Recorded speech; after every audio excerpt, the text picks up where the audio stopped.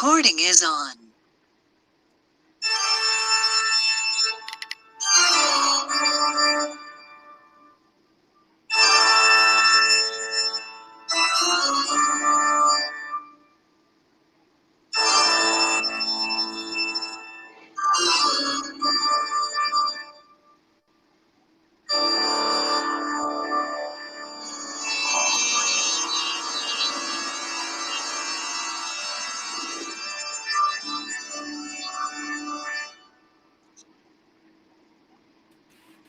Well, greetings everybody around the world, and it's Sunday, January the 16th, and this is the Eastern Extinctionati meeting, and we've got quite a full agenda, so let's kick off. So I think the first thing on the agenda is King's North again.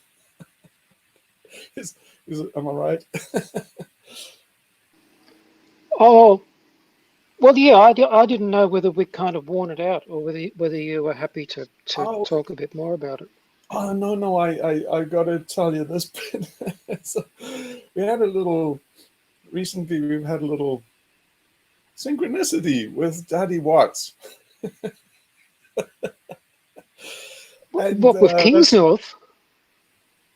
Well, yeah, did you see okay, so where Yeah, I saw the ferryboat video. I've seen that before. So I'll tell you why I put that up there. So, okay, so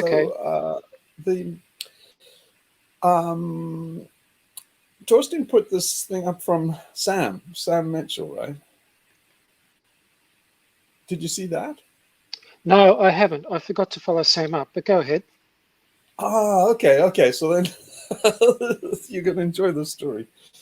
Yeah. So Sam, had this. Did you see the King's North? I can't say the V word, but the V moment essay he did. No, I saw that Sam had done a video on King's North, but I didn't watch it. Okay. So I don't know that's part of the story. All I did was I did send Sam a copy of somebody's manifesto, and then I realized I had to. So that might be a separate affair. I don't know. I don't know.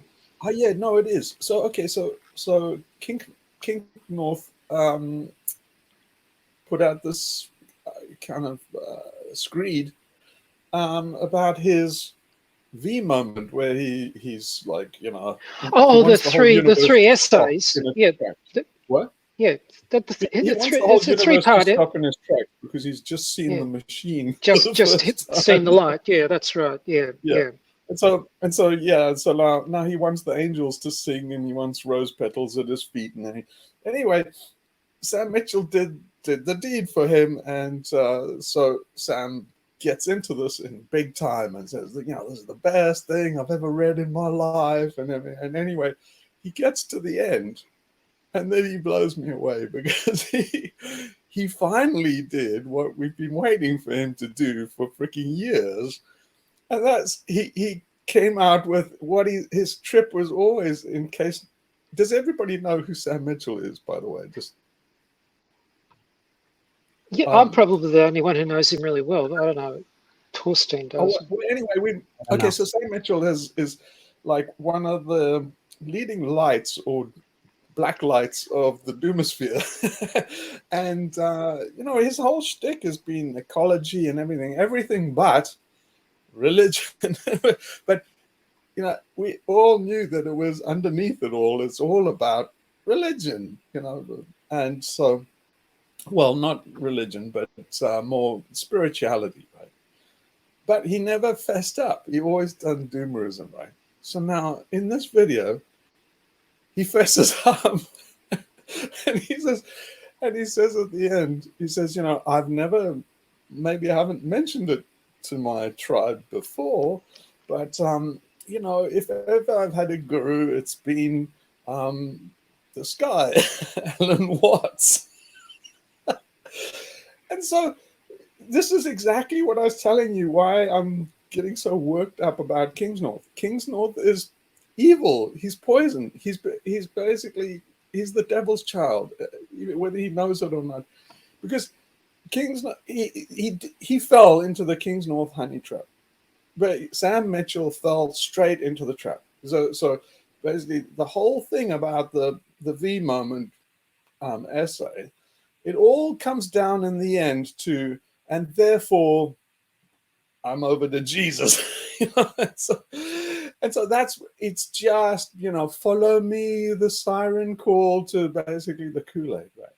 So it's like, so, and it worked on Sam. It drew Sam out, and Sam is off to his own religion. I mean, Sam's not going to go for Christianity, right? But he's going for, spirituality, Alan White style, his own religion. So I didn't see that when he finished. Well, I know he read it. He read a good part of the vaccine moment. He didn't read it all, but I didn't feel he was following. I think he was admiring the writer. Maybe it's my reading of that. No, he did that. He did that. But you see, what he's going to do now is going to change his path. You see, he basically said it. You see, we've been waiting for Sam to come out with all his real shtick, which is spirituality. He just never would do it. Now, for the first time, he outed himself and what his motivation was, which is unwise. But it was Kingsnorth's essay that got him to do it. So he did do it once, because I listened to him from fairly well at when he first started Collapse Chronicles, from soon after that first started, and that became popular. It only became Sam only became established because at that time he knew Guy McPherson and they were getting along very well. And Guy helps publicize Sam's channel when it was starting up, and that's how Collapse Chronicles ended up being a fairly well-known thing. Although Sam and McPherson broke up catastrophically later on for fairly well all the same reasons why everybody else did, and the same things that you discovered too. I think you were talking about that last week. But yeah, there was one occasion, it was the interview he did with Guy Lane. Sam did one interview, and in that interview, Sam revealed his spiritual leanings there. It's the only time I ever heard him do it until now, until you're just talking now.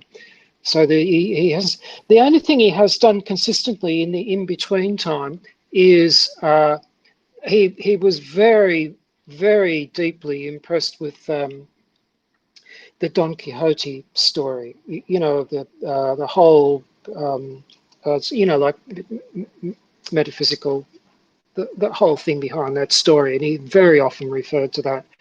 I can't remember that he's ever referred to Alan Watts in any of the, and I listened to a fucking lot of his talks until you came along and this is the first time. This is the first time he really. Yeah, but what I was going himself. to say was, amongst the people who follow him and the regular commenters on his Collapse Chronicles, there's quite a few references made to Alan Watts, and for quite a while when I was frequenting that channel, I would put.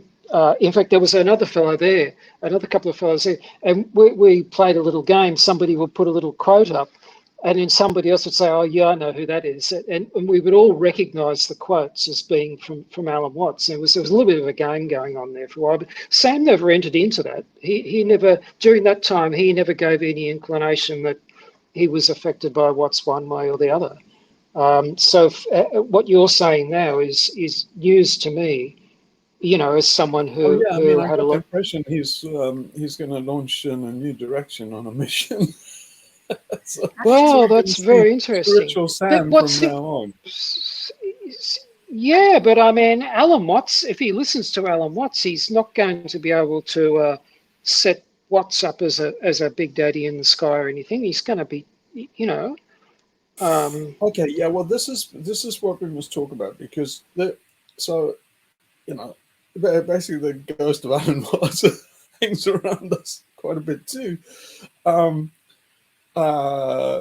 So yeah, especially on Friday.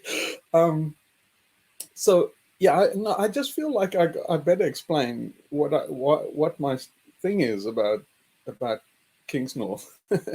So Alan Watts, you can be misinterpreted, and a lot of people do, and they do. You know, you got to be careful with these luminaries, because if you just follow their work and stuff, and you don't see them in person, you can interpret Alan Watts as Kool-Aid, right? So just so everybody has a level set. The Extinctionati is not about taking Kool-Aid in the jungle. Most of these cults are about Kool-Aid in the jungle, right? King's North is, he doesn't know what he's doing. He's not a very smart guy, but he's like, he's on the path to Kool-Aid in the jungle, whether he knows it or not. See, this is the problem with these. We're heading into like the end times. Hang on. I'm confused already. We might have to go a little bit more slowly, because you've already acknowledged King's North's intelligence and that he should know better, but now you're saying that he's not a very smart guy. So can we just get this into a bit of context? Okay, so like look at this is where having a little bit of knowledge is dangerous, especially if you start spreading it around and you start being a guru when you're too green to do it, which is what he's doing. But if you have a look at the very first thing in his essay, for example, I'll take this for an example. He has this little vignette about Dostoevsky, and he says, you know, it doesn't really have a place, that kind of thing, except he's trying to set himself up as a storyteller, and he's, you know, King's North. And so he's saying, Dostoevsky said there are only two stories. In effect, there's, you know, somebody leaves on a long journey from the village, or otherwise a stranger arrives in town. You know, those are, Dostoevsky said, in essence, those are the only two stories there are, right? And then King's North has a very interesting adjunct to that. And he says he never noticed until a student of his pointed it out that these were two sides of the same coin. And I was like, oh my fuck. I think, like, because Dostoevsky wrote it knowing that that you saw that it was two sides of the same coin. It's like, you shouldn't be reading Dostoevsky as it means that he's reading Dostoevsky at a level that isn't there. So, you know, it means that King North read this and went, oh yeah, that's interesting. I got that fact that it's about, somebody leaves town on a long journey. Got it. And he's reading it so literally. What Dostoevsky is saying in that sentence is that it's all about change and movement. Okay, so basically that's how the essence of a story is evolution and change and movement, seen from two sides. So Dostoevsky is saying, you mirror here, mirror there, so that what you see, what one side sees going, the other side sees coming. That's what the sentence is fucking about. I was just appalled that he didn't know what it was. So saying, like, you can't read Dostoevsky and start quoting luminaries and that if your insight is that low. So okay, so you see, King's North, he on the 10 bulls, right? He hasn't got to panel number 3 where he's seen the bull. He's just seen the bull's tail. He's on panel number 2, right? The bull's tail is he's seen the machine, right? So great. Now he wants the whole world to stop because, little goody two-shoes, master of the establishment and stuff. He's now seen that the machine is evil. Oh, great. Well, you're like, thousands of years too late. But anyway, okay, welcome to the party. Now let's all, slit our wrists for this. But okay, what he hasn't seen is, now what is dangerous is that he hasn't seen that this machine is Janus headed, right? It's a good cop, bad cop combo. It's, anarchists say it's like no gods, no masters. It's church and state. It's the good cop and the bad cop work in tandem. And so he's seen the bad cop and he goes running to the good cop, which is Orthodox religion. You see, okay, maybe I didn't get this point across properly on the last thing where I said about Auschwitz. When you arrive in Auschwitz, you arrive in a death camp. And then there are two paths. There's a guy with a table. You walk up to the table and he sorts you left and right. If you go to the left, you go towards this door, which is painted with flowers, and it has a Star of David and a cross on it, and it looks lovely. It looks like the play center. And if you look on the right, the guys lined up in a workforce with capos, with sticks, and it looks very evil. So Kingsnorth has seen that if you go to the right, the machine is evil. And so he's just seen that. And he's saying, oh, that looks bad. He's saying, like, I'm going to the left. That's the gas chambers, dude. So basically, and how he ends that essay is he doesn't say, he says, briefly, we must, fight against the machine. But then he says, we must reject the machine. Not we must fight it or we must resist it or anything. We must reject it. See, these guys are not survivors, right? We are going through an ordeal of the ages. These guys are mincemeat in the first obstacle. Because may I say something? May I add something to what you're saying? I don't want to interrupt you too long because you were on a thread there. But that's exactly what I wanted to discuss with Paul when I invited him, is the machine. Because I was very interested to see that he could see it. But I was very interested to see, could he see that it was inside us too? Could he see the mirror in him? And I think that's where he stayed outside of himself. He took, as you say, the path of, good against the machine, not rage against the machine, and good as, Christian. And that's really why I wanted to talk to him and to engage on the thing. So there you go. Well, you preempted exactly where I was going. And he hasn't seen that the machine is inside us. He can see the machine outside, and now he's chosen one arm of the machine, which is religion. It's death. So, and I mean it literally, right? These intellectuals have glass jaws. The first, it's all an intellectual exercise for him now. But I'm telling everybody that listens to this is going to get real. This is not an academic exercise.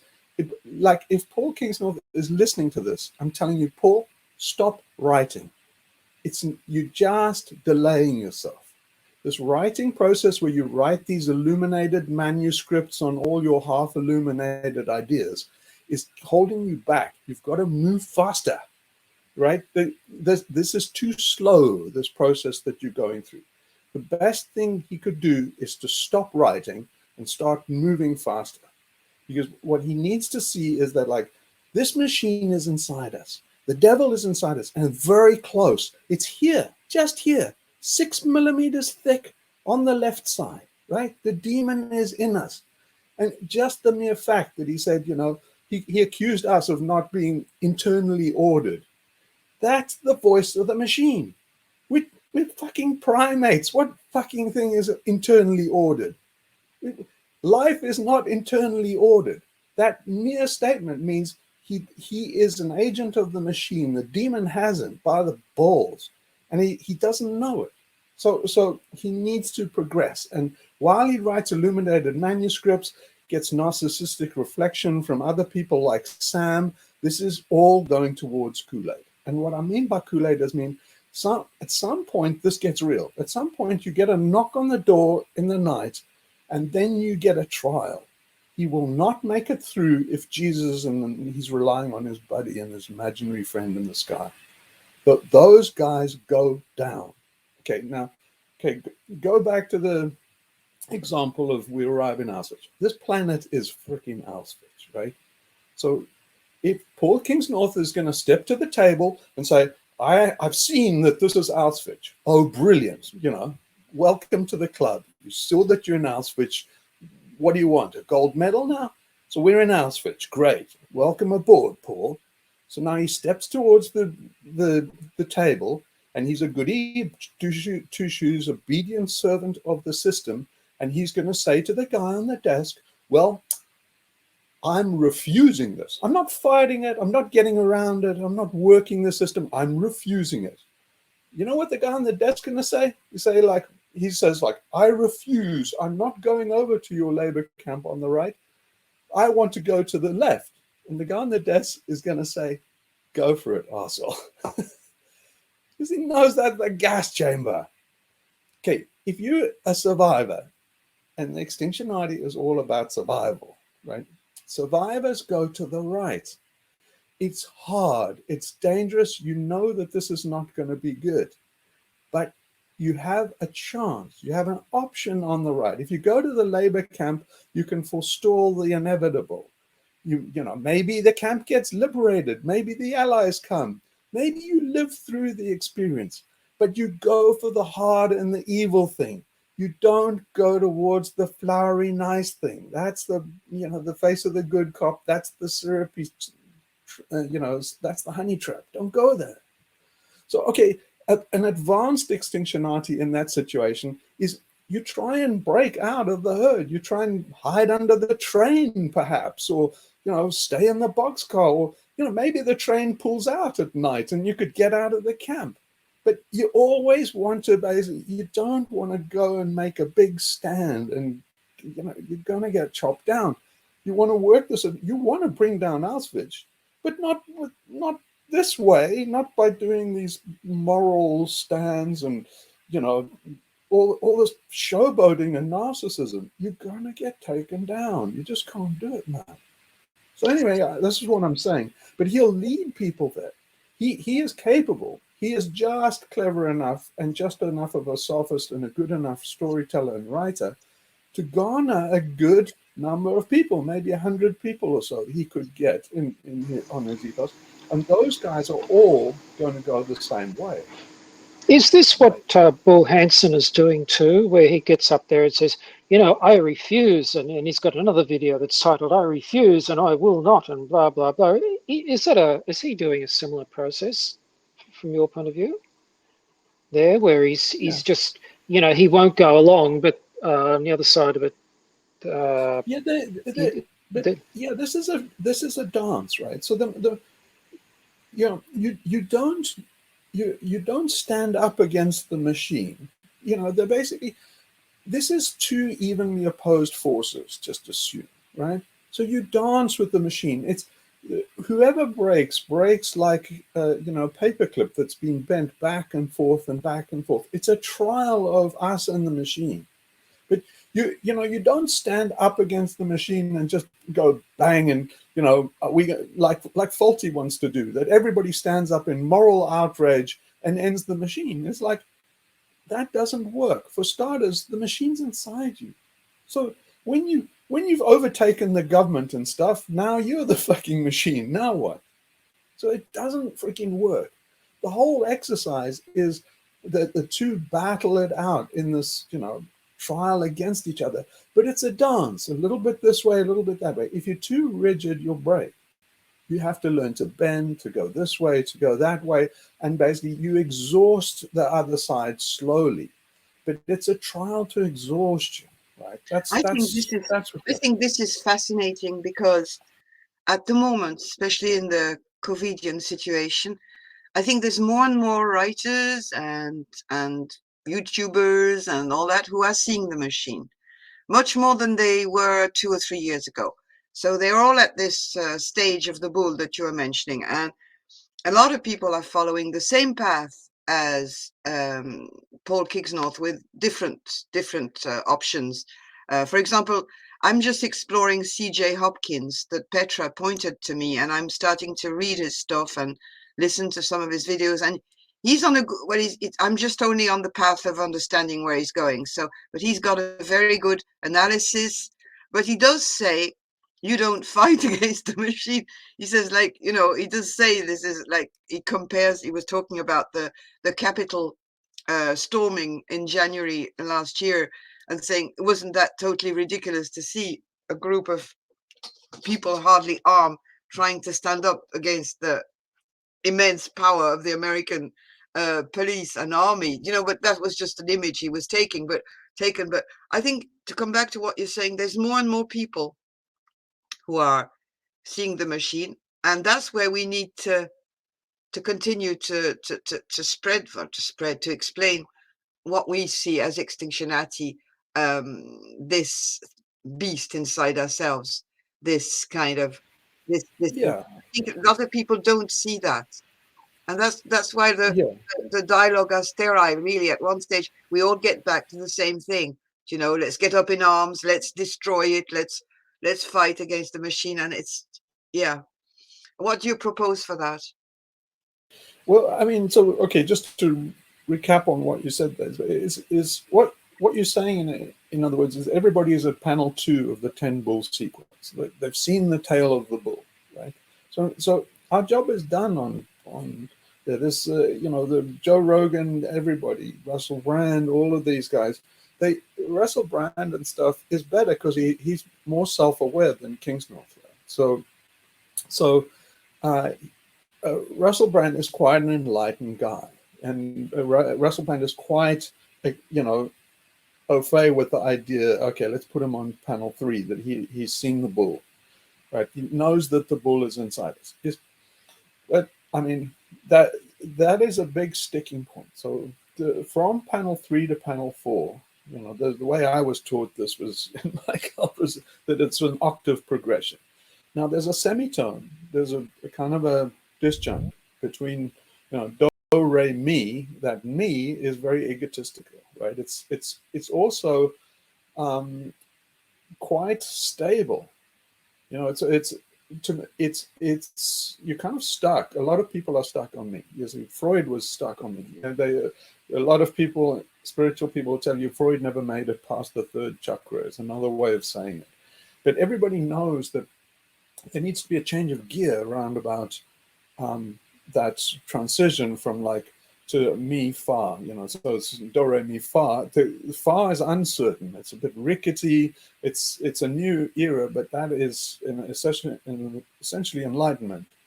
But you can't get from mi to fa with an effort of will, right? You can't. It's not up to the individual. It's just an external shock, or they often say grace or something. There is a kind of gotcha because, you know, grace won't descend on you without a lot of work. It's kind of like, you know, Gary Player was a South African golfer, a good South African golfer. And I had a lesson with him once, and he said basically, he said, look, the secret about golf is it's just luck. That's, you know, he was at the time he was the best golfer in the world, and and so everybody was shocked. They said, "Well, come on, you're telling me that, you know, your whole career has just been luck?" He said, "Yeah, pure luck." He said, "But it's one thing you need to know: the more you practice, the luckier you'll get." And that is a good bit of advice right there, because especially for the spiritual path, is you cannot get there by the mind because because it's contradictory. It's all about liberation from the ego. So the ego wants to acquire spirituality. It wants to attain it without realizing that the road there is to get rid of that very piece that wants to attain it in you, that module in you that wants to grab and grasp. It's the getting rid of that module that gets you there. But, you know, it takes people a while to get there. So, and good instruction, which is not readily available in these times. But in these times, these are times of trial, and they're going to be false gurus everywhere. So people with a little knowledge that's overextended, and this is the problem is they won't survive the first bullets of this, figuratively and literally, right? So that dark night. Right? So when you're in these situations of collapse and stuff, you see it coming. You know that you first you see it on the news. It's very abstract. It's coming. You know, war and the distant rumble of war. Who said that? It's some classic thing. And then basically it comes closer. Maybe it's in the Bible. But anyway, you hear what we're hearing now is war and the distant rumble of war. You can read in the news, you know, trouble abroad brewing, and, you know, there's dinner table talk about, you know, how Flanders was invaded, sort of thing. And then, but what happens is that comes closer and closer. You see it start to visit you. You start to hear personally that somebody came down in this, you know, all this happened. So, and then, you know, and then people start in chronic denial. They start all their little rabbit's foots and Ouija's of how they're going to protect it. In South Africa, males, because they had too much testosterone, they'd go and get a gun, and then they say, like, I'm not going down like this. You know, everybody has a gun in the holster here. So that was their little magic foot. I tell you, I'm only alive today because I didn't carry a gun. right? I was one of the few people males in South Africa that didn't carry a gun, and it saved my life. But anyway, I'm just saying that people start going for these things that are lethal, that they think they're good. The statistics in South Africa said that people that own guns, that if the gun was discharged, there was a 60% chance that it was discharged to its owner, right? So all these guys were getting guns for protection, not knowing that the most likely person their own guns were going to be used on is themselves, either because the attacker gets hold of them or otherwise because they commit suicide. This is where the Kool-Aid. See, the Christians and the religious guys and the spiritual guys, they are weak. They're morally weak. They're intellectually weak, and they're spiritually weak. Anybody that goes for the Santa Claus or imaginary friend in the sky is a spiritual coward. Right? They're spiritual and intellectual coward. They're weak, and they go for suicide. Right. So when the bad shit happens, if they have a gun, they turn it on themselves. So this is not the path to survival. What I'm trying to teach you is survival skills. The Extinctionati is about survival. Okay. So just underline that, but you have to go through the same valley of the shadow of death that everybody has to go through. The trick is to survive it. But there's a pot of Kool-Aid right on the left-hand side, and you can take it at any time. Right? So maybe some of the things I've been telling you over the years are coming together. Everything I've told you has a meaning, right? I told you about how officer training works, right? I didn't tell you that because I was like on an ego trip or something. It's like all these things, like officer training is an ordeal, right? So and that's the same kind of thing. It's a trial by fire. And I told you the secret. Does everybody remember the secret to getting? So yeah, I got through, and then another guy, and you remember that we were voted the least likely to get through at the start of officer training. Yeah, that was your Darwin video, right? I remember that. Yeah, the guys who are the generalists make it through. Yeah, but so it's a big filter, and so this is what people misunderstand, and maybe Kingsnorth is put them in this category. Is people think that you get through the filter with virtue, right? So they think it's some quality you've got, something you have that gets you through the gate. No, nature doesn't work that way. I did the Darwin videos. I explained to you how evolution works with the 3 Fs, right? It's like focal points of attraction and repulsion. Okay, so like go back to Dostoevsky, right? What he's saying there is the first part of evolution. Story is an evolution. So it's like what Dostoevsky is saying there is when somebody leaves, that's basically a repulsion. And then a stranger arrives in a village is the attractor. So he's saying the first part of the F, of focal points of attraction and repulsion. And he should have gone on and said that, well, there's another part to storytelling, and that's feedback. Because the story only works if you have feedback, right? I mean, if the guy, say, arrives in the village, it doesn't work unless there's feedback to where he came from or some kind of close. I mean, if you have the movie like E.T., so there's no story if E.T. is the version of a stranger arrives in town. So then, E.T. arrives in California and, well, he looks weird, but he settles in and becomes Californian. Is that a story? No. It's got to be E.T. wants to go home. It's the feedback and the whole, so this feedback is the next element. And then the last one is filtration. Is basically, and you feel it. This is Kingsnorth obviously knows this because he said it in his screed that he knows the difference between a good story and one that holds together and one that doesn't. And basically that's the filter. So so that's exactly what nature's doing. But how does the filter work? It doesn't filter for quality. This is why Darwin was wrong. That would be against the second law of thermodynamics. So Darwin thought that you could filter for quality and quality would keep on growing. That's retarded. That's unscientific. Look, it works like sound in a sound system. If you have a high fidelity sound system, there's not some module in the sound system that adds good sound to the sound. It just has a high pass filter and a low pass filter, and it filters out noise. But if you can't get to a superior signal that was not in the original transmission. So all the filter will do will get the transmission to be as good as the signal was. But it can't add to that signal. It doesn't know how. Where would it get? If you're doing Mozart, if you're playing Mozart on your hi-fi, the electronics doesn't know how to do Mozart. So all it can do is filter out the noise and give you high fidelity Mozart. It can't add to Mozart. So this is the same. If you do officer training and you go through an ordeal like this, it's just a high pass filter and a low pass filter, right?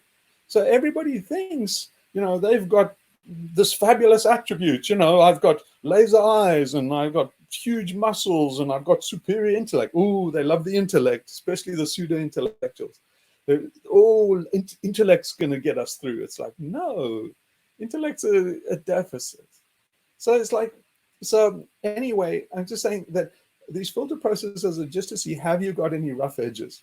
And basically, if you haven't, so the reason why I got through and this other guy got through is we didn't have anything going for us, but we didn't have anything seriously bad against us, which was the far more important thing, right?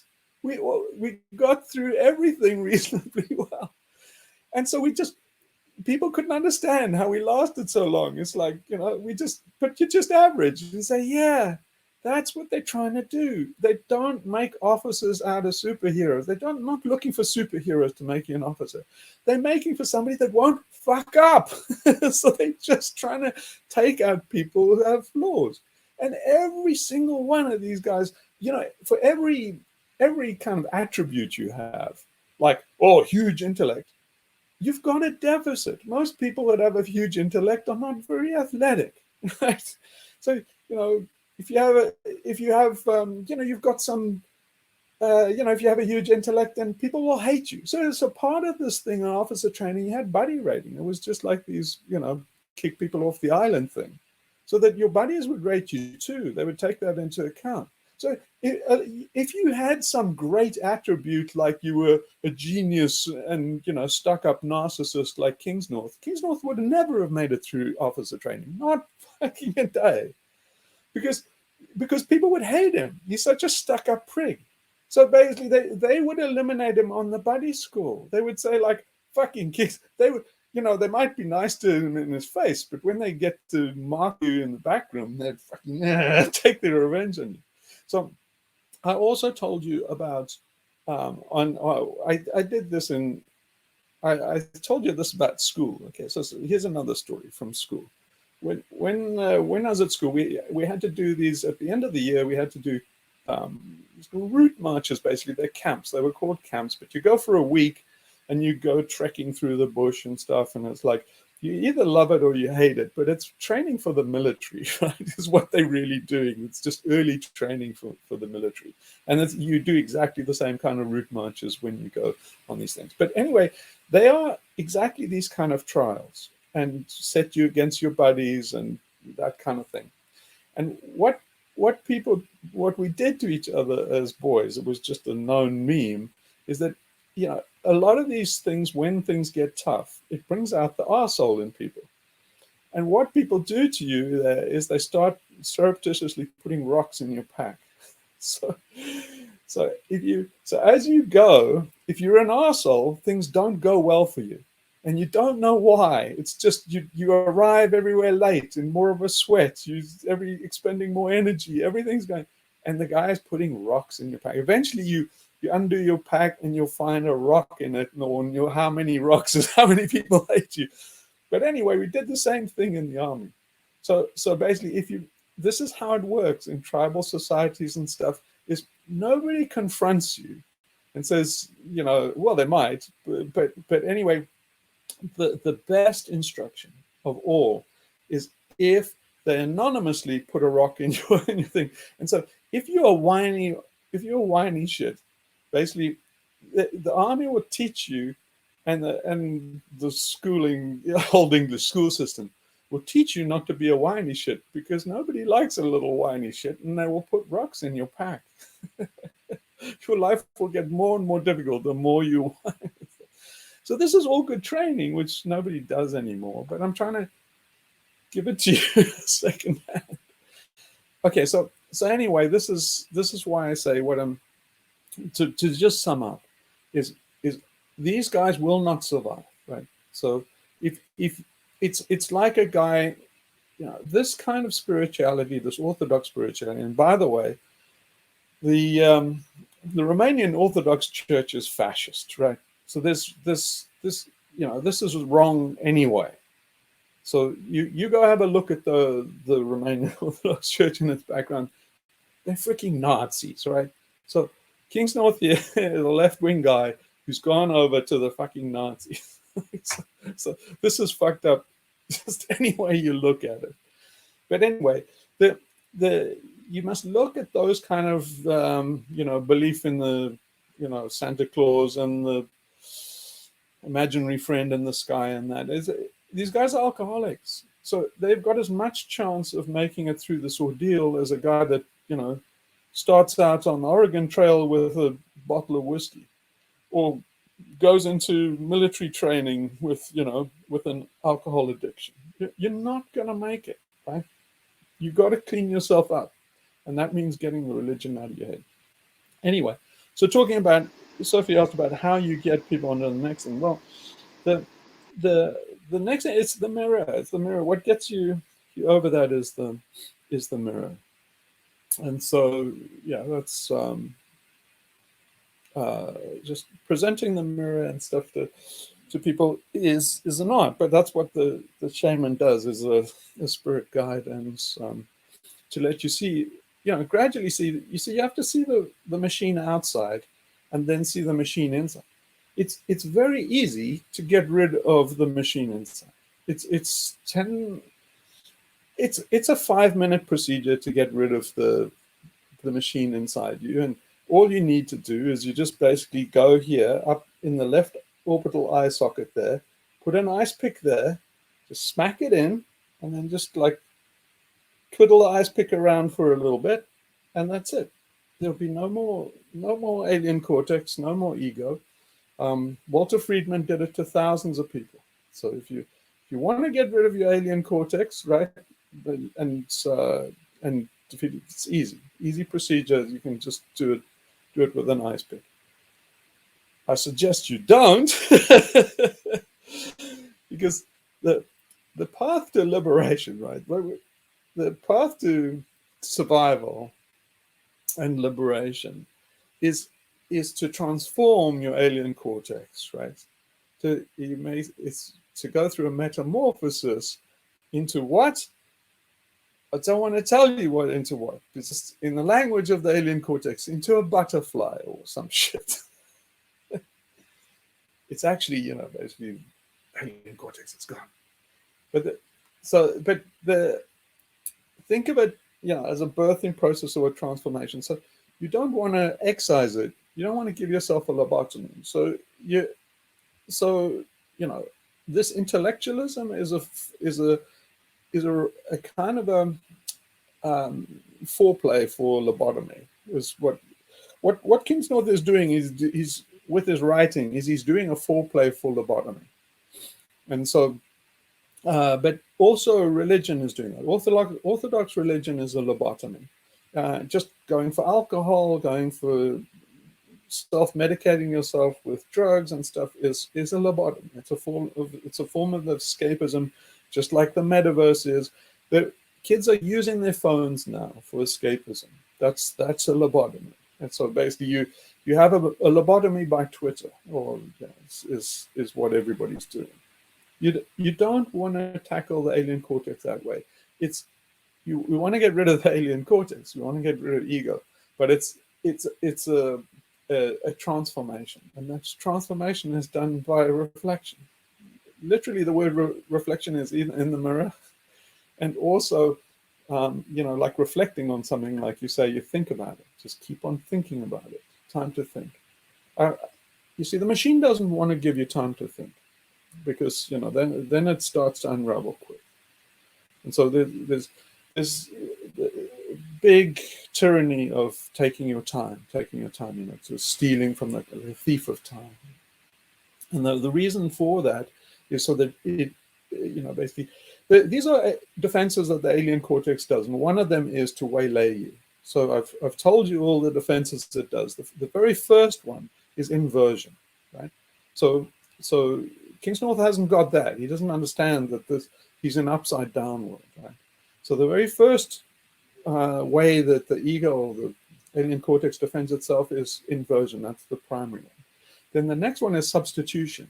It's like, say, okay, you've got me, the world is upside down. But anyway, here, have a scapegoat. Not me. Don't sacrifice me. Here, have this. And so that basically that's an old thing. You know, it goes back to biblical times. It's the root of all sacrifice, ritual sacrifice, religious sacrifice.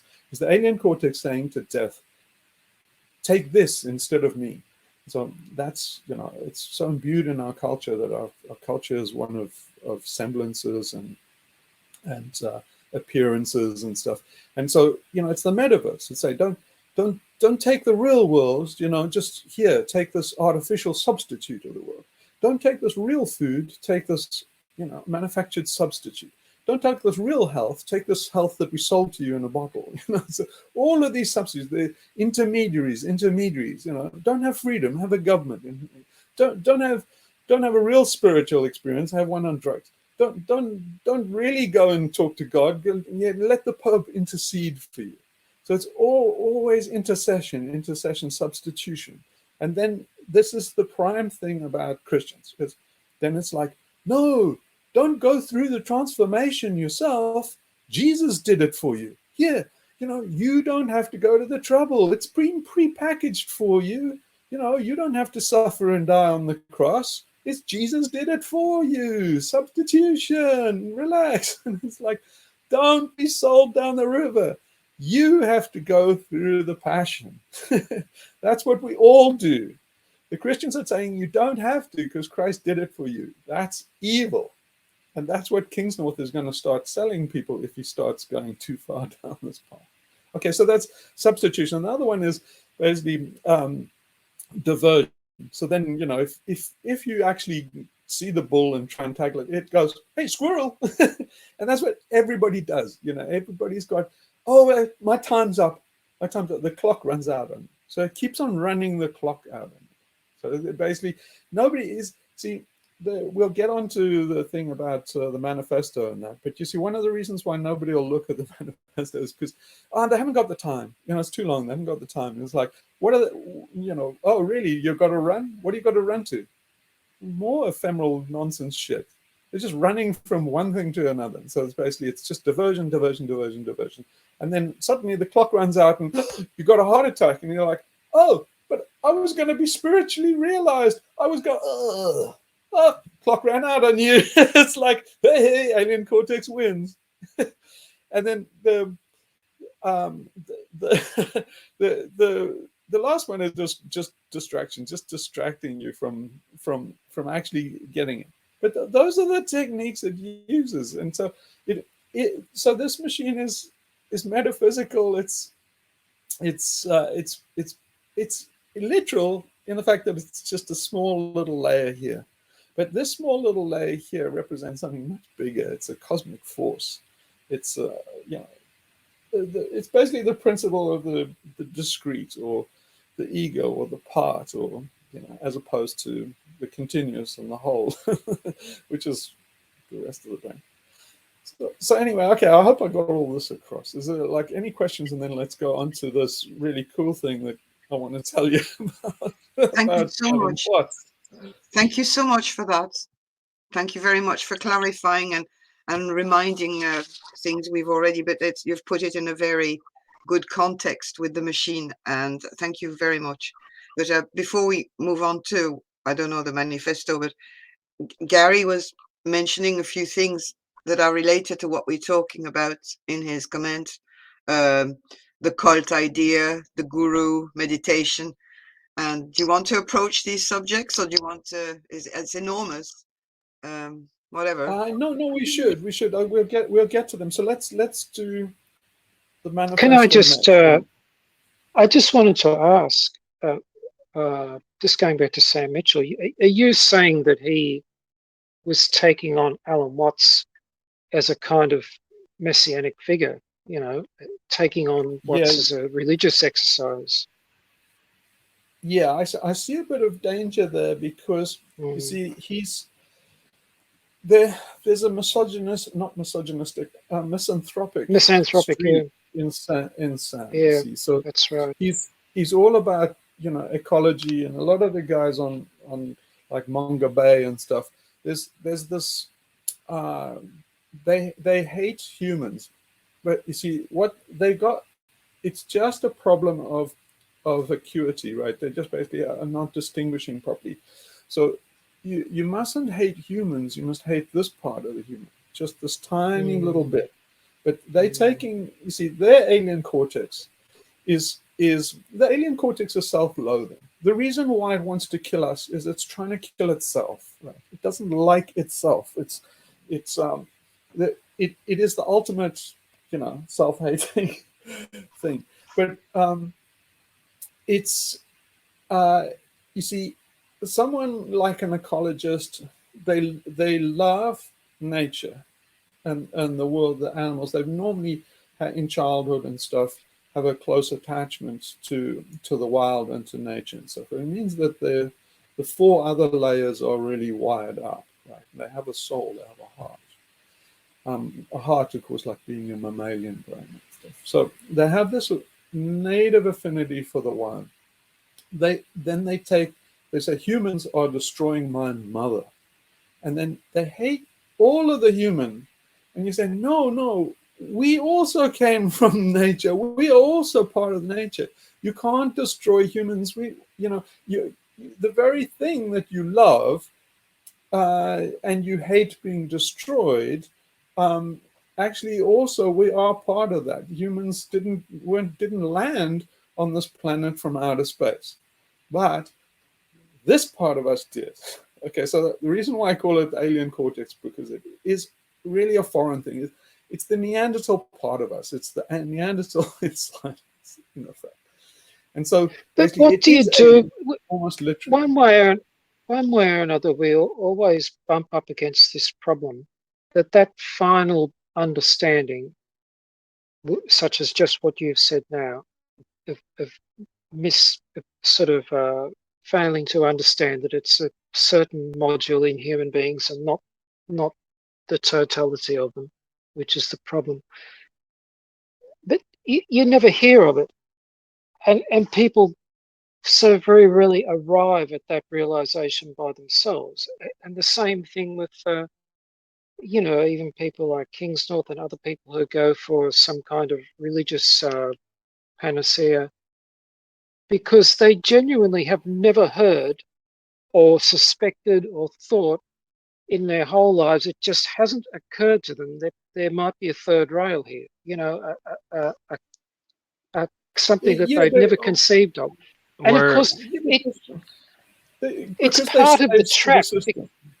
But yes, but I think indigenous people don't have this, right? But indigenous people never lost their contact with it in the first place, so they didn't have to re-find it from knowing. It's not as if they lost. Got people in the society we live in who are legitimately clueless about this. And so and really too, when you look at it, the other problem is the fact that they are operating from the alien cortex. Is that simple fact blocks them, because they're looking for when they're looking for some other way or some other solution, they're looking for it with their thought process, and the very thought process is what locks them out of finding it, and therefore they're forever completely. It's sort of this permanent blind spot that unless somebody comes out of the blue like you or Alan Watts, if you know how to listen to Alan Watts, and says, "Oh, hey, hang on for a minute, it's not like that at all. They're never going to get a clue. And so they're going to perpetually fall back onto the established things that offer themselves up as the solutions in these positions, such as, religions or sort of, ecological misanthropy and all this kind of thing. So we really I just see this massive problem of, if you just leave people alone to their own devices, how the hell would they arrive at this? We're totally dependent on these few people who do get it. Look, this is one of the things, as a shaman or doctor of the human spirit, this is one of the tragedies, is that there's not many people you can save out of this society. Is like, it's like caged chimps, man. You can't really introduce them back into the wild if they've been too domesticated. I'm sure you've seen all the tragic stories of how they've tried to reintroduce chimps that were used for medical experiments or were used in Hollywood or something like that, and they try and take them back to their native habitat, and it doesn't really work. And so a large portion of the 7.8 billion people on this planet are, 50% of them are now urbanized and caged. And so you can't expect a very big crop. Another thing that's important is, like you said, Gary, with people being trapped in their thoughts. But another thing is, people are only ever taught the inhumanity of this system as humanity, right? That's all they're taught. The inhumanity of this machine. It's worth, since you brought that up, it's worth talking about this. So, and this is kind of like on the manifesto. So okay, look,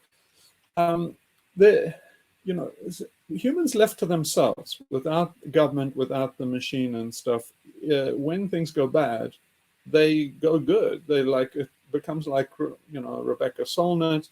They work together. It all falls apart when the government's there. That's why you need to remove the government. You need to decapitate it soon in the crisis, because it's going to cause trouble for you. It's going to be a monkey on your back. You can see that. I mean, look at this. We would have been far better off. It's becoming increasingly obvious, even to Kingsnorth now, So Sophie and I, right at the beginning of this pandemic, we put this thing up saying, COVID liberates.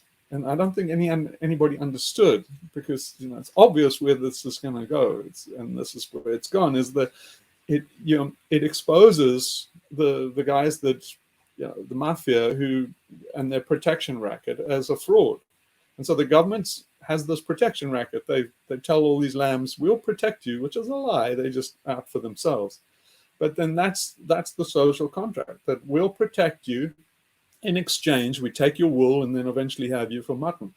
And most people go for that deal, but they don't know that it's like the first wolf that comes out, the government's gone. They're not going to hang around to see how to hang.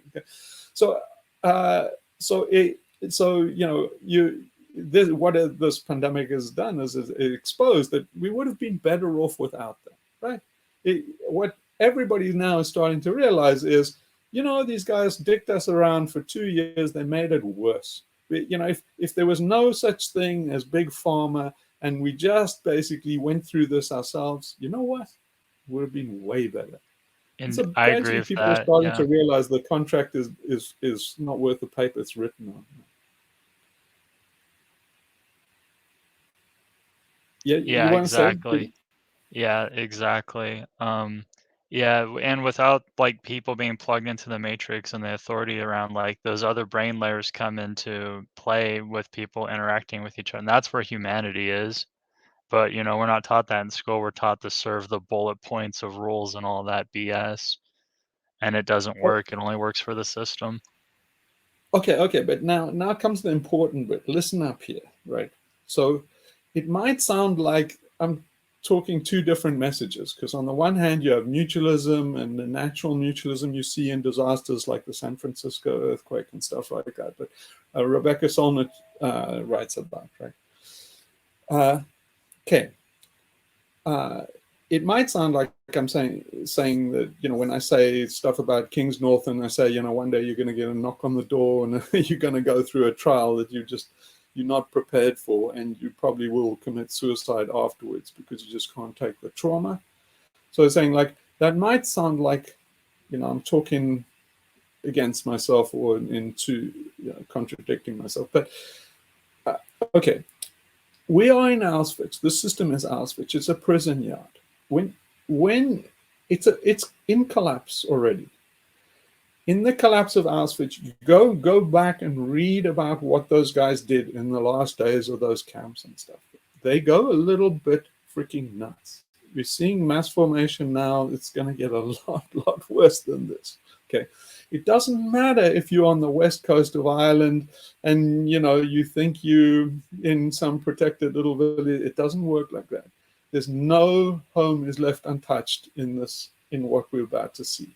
I mean, just for, you know, Kingsnorth might be on the west coast of Ireland and think he's got his little permaculture heaven in there and stuff. Like, he's going to get a knock on the door. We all are. In some way, you're going to get it. You don't know. Maybe it's a disease. Maybe you get drafted into the war. Maybe you're in an island that's next to, you know, 64 million people and they can only feed half themselves. So, you know, everybody in England, when you talk about refugee crisis, they imagine brown people coming to Britain. No. Britain is an island that is a refugee crisis waiting to happen, right? It's basically, if you have twice as many people as the land can feed, you're in deep trouble in the world that's coming. So where are those people going to go? They can get on a raft and go to Ireland. You might have millions of, I mean, Cromwell did it. You could do it tomorrow, right? All the guys that are coming here to Greece, right? That can be Ireland in a little while. I mean, why wouldn't you? If you're in Threads, right? Do you think that people don't know that Ireland is just across there and there's hardly populated? And, you know, one guy comes back and says, hey, you know, there's food for the taking over there. It's like, and then, so you could well conceivably have marauding bunches of football hooligans, and they will give you a knock on the door in the night and something to remember. Because, you see, although the Rebecca Solnit thing works, is these guys are products of the prison yard. There are millions and millions of people with the mindset and product of the million. So there is a period where you have to, you know, negotiate the mayhem in the prison yard. Let's put it that way. And you know, get a gun. It won't hurt you. Get a gun. You know, so or know somebody that has a gun. But anyway, I mean, I'm trying to paint this picture is that the way collapse goes down is goes down in stages, and it's very, you know, curate's egg. It matters which part you're in. It matters which, you know, whether you have mutualists in a group and stuff like that. So just by the way, just while we're on the subject of the defection of the overlords, I posted this thing about this Korean ferry that's sank, and I thought that go over that in detail, because that should be compulsory watching for all libtards, because that is a huge tragedy. All these kids, if you didn't see it, all these kids died on this Korean ferry. They were told that they were obedient, right? The reason why they all died is because they were obedient. And what the school teachers and everything told them to just stay put while the ferry's heeling over, right? It's basically, you know, this thing's going to sink. No sane person would sit there below deck while this thing was heeling over. So they had, you know, because people have cell phones, all these kids have cell phones and stuff, they got footage of them. And the thing starts with these kids that are saying, you know, isn't this like what happened on the underground, where they told everybody to stay put, and then they all died, and the only people that survived were the people that disobeyed the orders? And then you know, that's what they were saying, and that's exactly what happened to them. Those people, those poor kids on that video, they died. So that's how badly ingrained this is. Just think how horrible this is. That for most people, they know the story. they actually discussed the story, and they still wouldn't disobey. So basically, while they were saying all of this, they said, oh, well, I'm sure the captain and crew would tell us. I'm sure the authorities are looking after us. The authorities were getting off. The captain abandoned the ship before the passengers. Right there on video, he told them to stay in lockdown below deck. Him and the crew, they donned life jackets. They didn't tell anybody else to don life jackets. And they stepped off the boat before it capsized, right? It's horrendous, Graham. The captain's supposed to go down with the boat. Anyway, that's the situation we're in with the government now. That everybody thinks the government will let us know, they'll give us orders and stuff. No, the government's going to make a getaway and keep you in lockdown. Those people died because they listened to the lockdown orders. So what do you do in that situation? If you're a member of the Extinctionati and stuff, is you have to be disobedient. You must be ingrained in your distrustful of authority and ingrained disobedience. So you don't have to make a big song and dance about it. If you were one of those kids on the thing, this is what I would have done if I was that age, because I'll give you a lot of stories about where I did it. Is all you've got to say is to the teacher, you don't stand up to the teacher and say, fuck you, I'm not going to die just because I'm listening to you. Yeah, and then run out on deck, which would have saved you. Is basically all you've got to do is saying, I need to go to the bathroom. And they say, no, you're not allowed to go there. I can't help it. Bye. That's all you have to do. Don't have to make a big stand. Don't have to, just have to get this was the same with in Grenfell Tower in London, where they were all told to stay. And that was the protocol. And yeah, but all the people that survived, of course, they went, no, fuck this. And they got out. And they were ringing up the emergency services, and they were saying, oh, no, you need to stay put, because that was the original drill. And it's like, but now the smoke's coming and it's getting really hot. And it's like, fucking hell, unbelievable. Yeah, go look at the so all these poor people, in the Twin Towers. Hundreds of people died. In the Twin Towers on 9/11. Yeah, and the Costa Concordia as well. They told them to all stay at the top of the building, and they said, our help will be on its way, and it was lying. Basically, the only people that got out of the Twin Towers were the people that disobeyed orders. So just don't forget this. We see this lesson over and over again, and then you don't have the balls to follow through. So I'm just saying, you don't have to be a hero and shout loudly and stuff. This is the situation we're in so many levels. What we're doing when the Extinctionati is, we are these kids on this boat. On this call, we are the kids on this boat, right? I hope this is getting across to you. And so basically, what I'm telling you is I'm the kid in the back saying, like, guys, it's not worth sitting here listening to teacher. It's like, we got to get out of here. And so I've given up shouting. I've given up shouting. I can't be bothered anymore. I keep being all like righteous and like rebellious and trying to speak my mind to people, and it's just not worth it. People they can't. They just won't listen. They can't stand it. Don't despair. Don't despair. So I get to this point quite often, and I think everybody in our position does.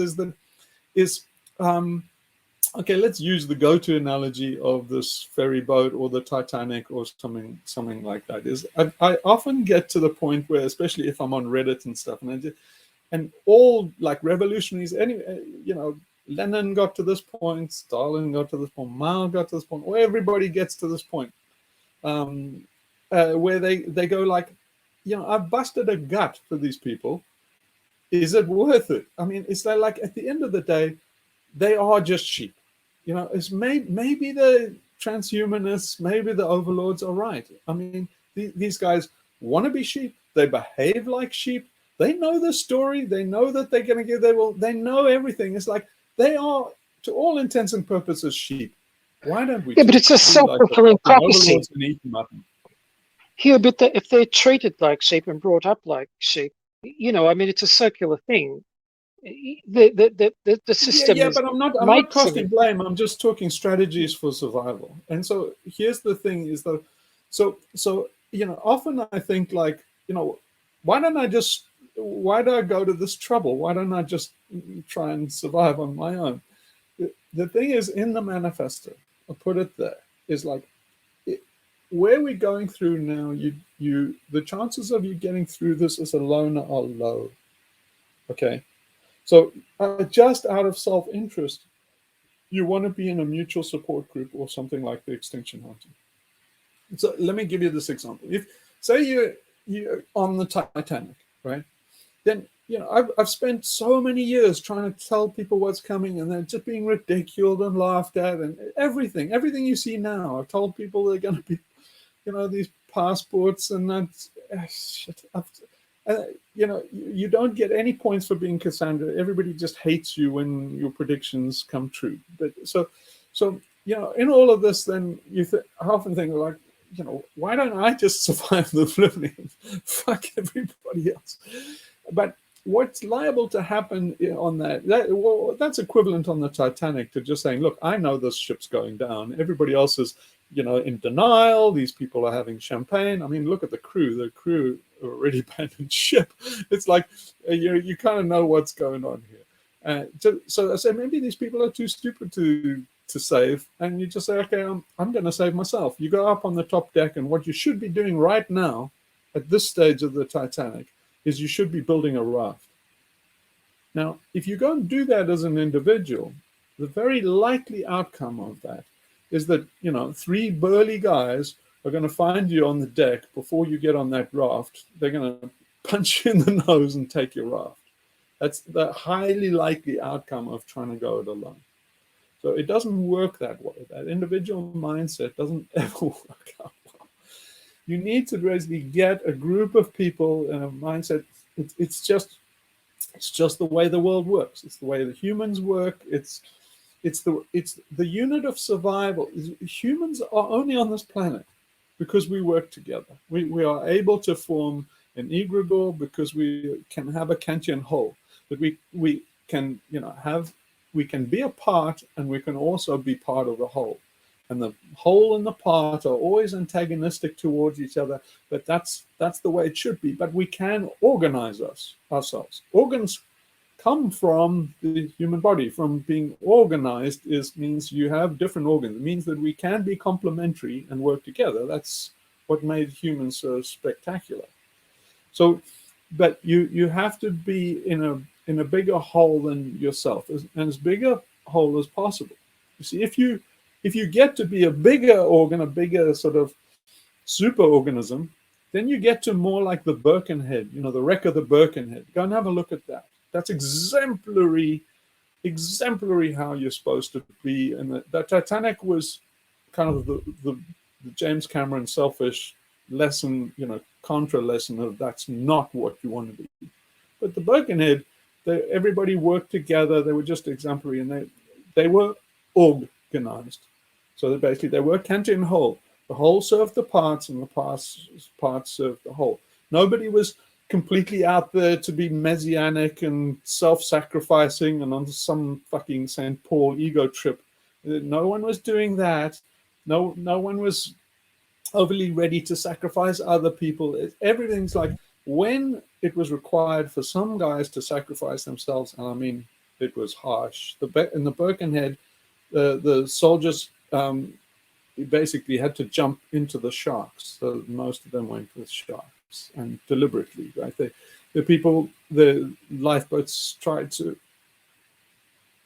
come and save some of them, and they waved them off. So just think of those guys, man. Jesus. Okay. Wow. That story is To incredible. wave That's off a amazing. rescue boat because the rescue boats were full. Guys waved them off, and so they could be eaten by sharks. I mean, Jesus.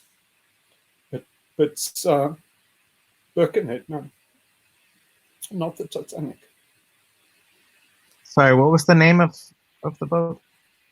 The wreck of the Birkenhead. It was a ship going to South Africa, wasn't it? And they ran aground on the rocks.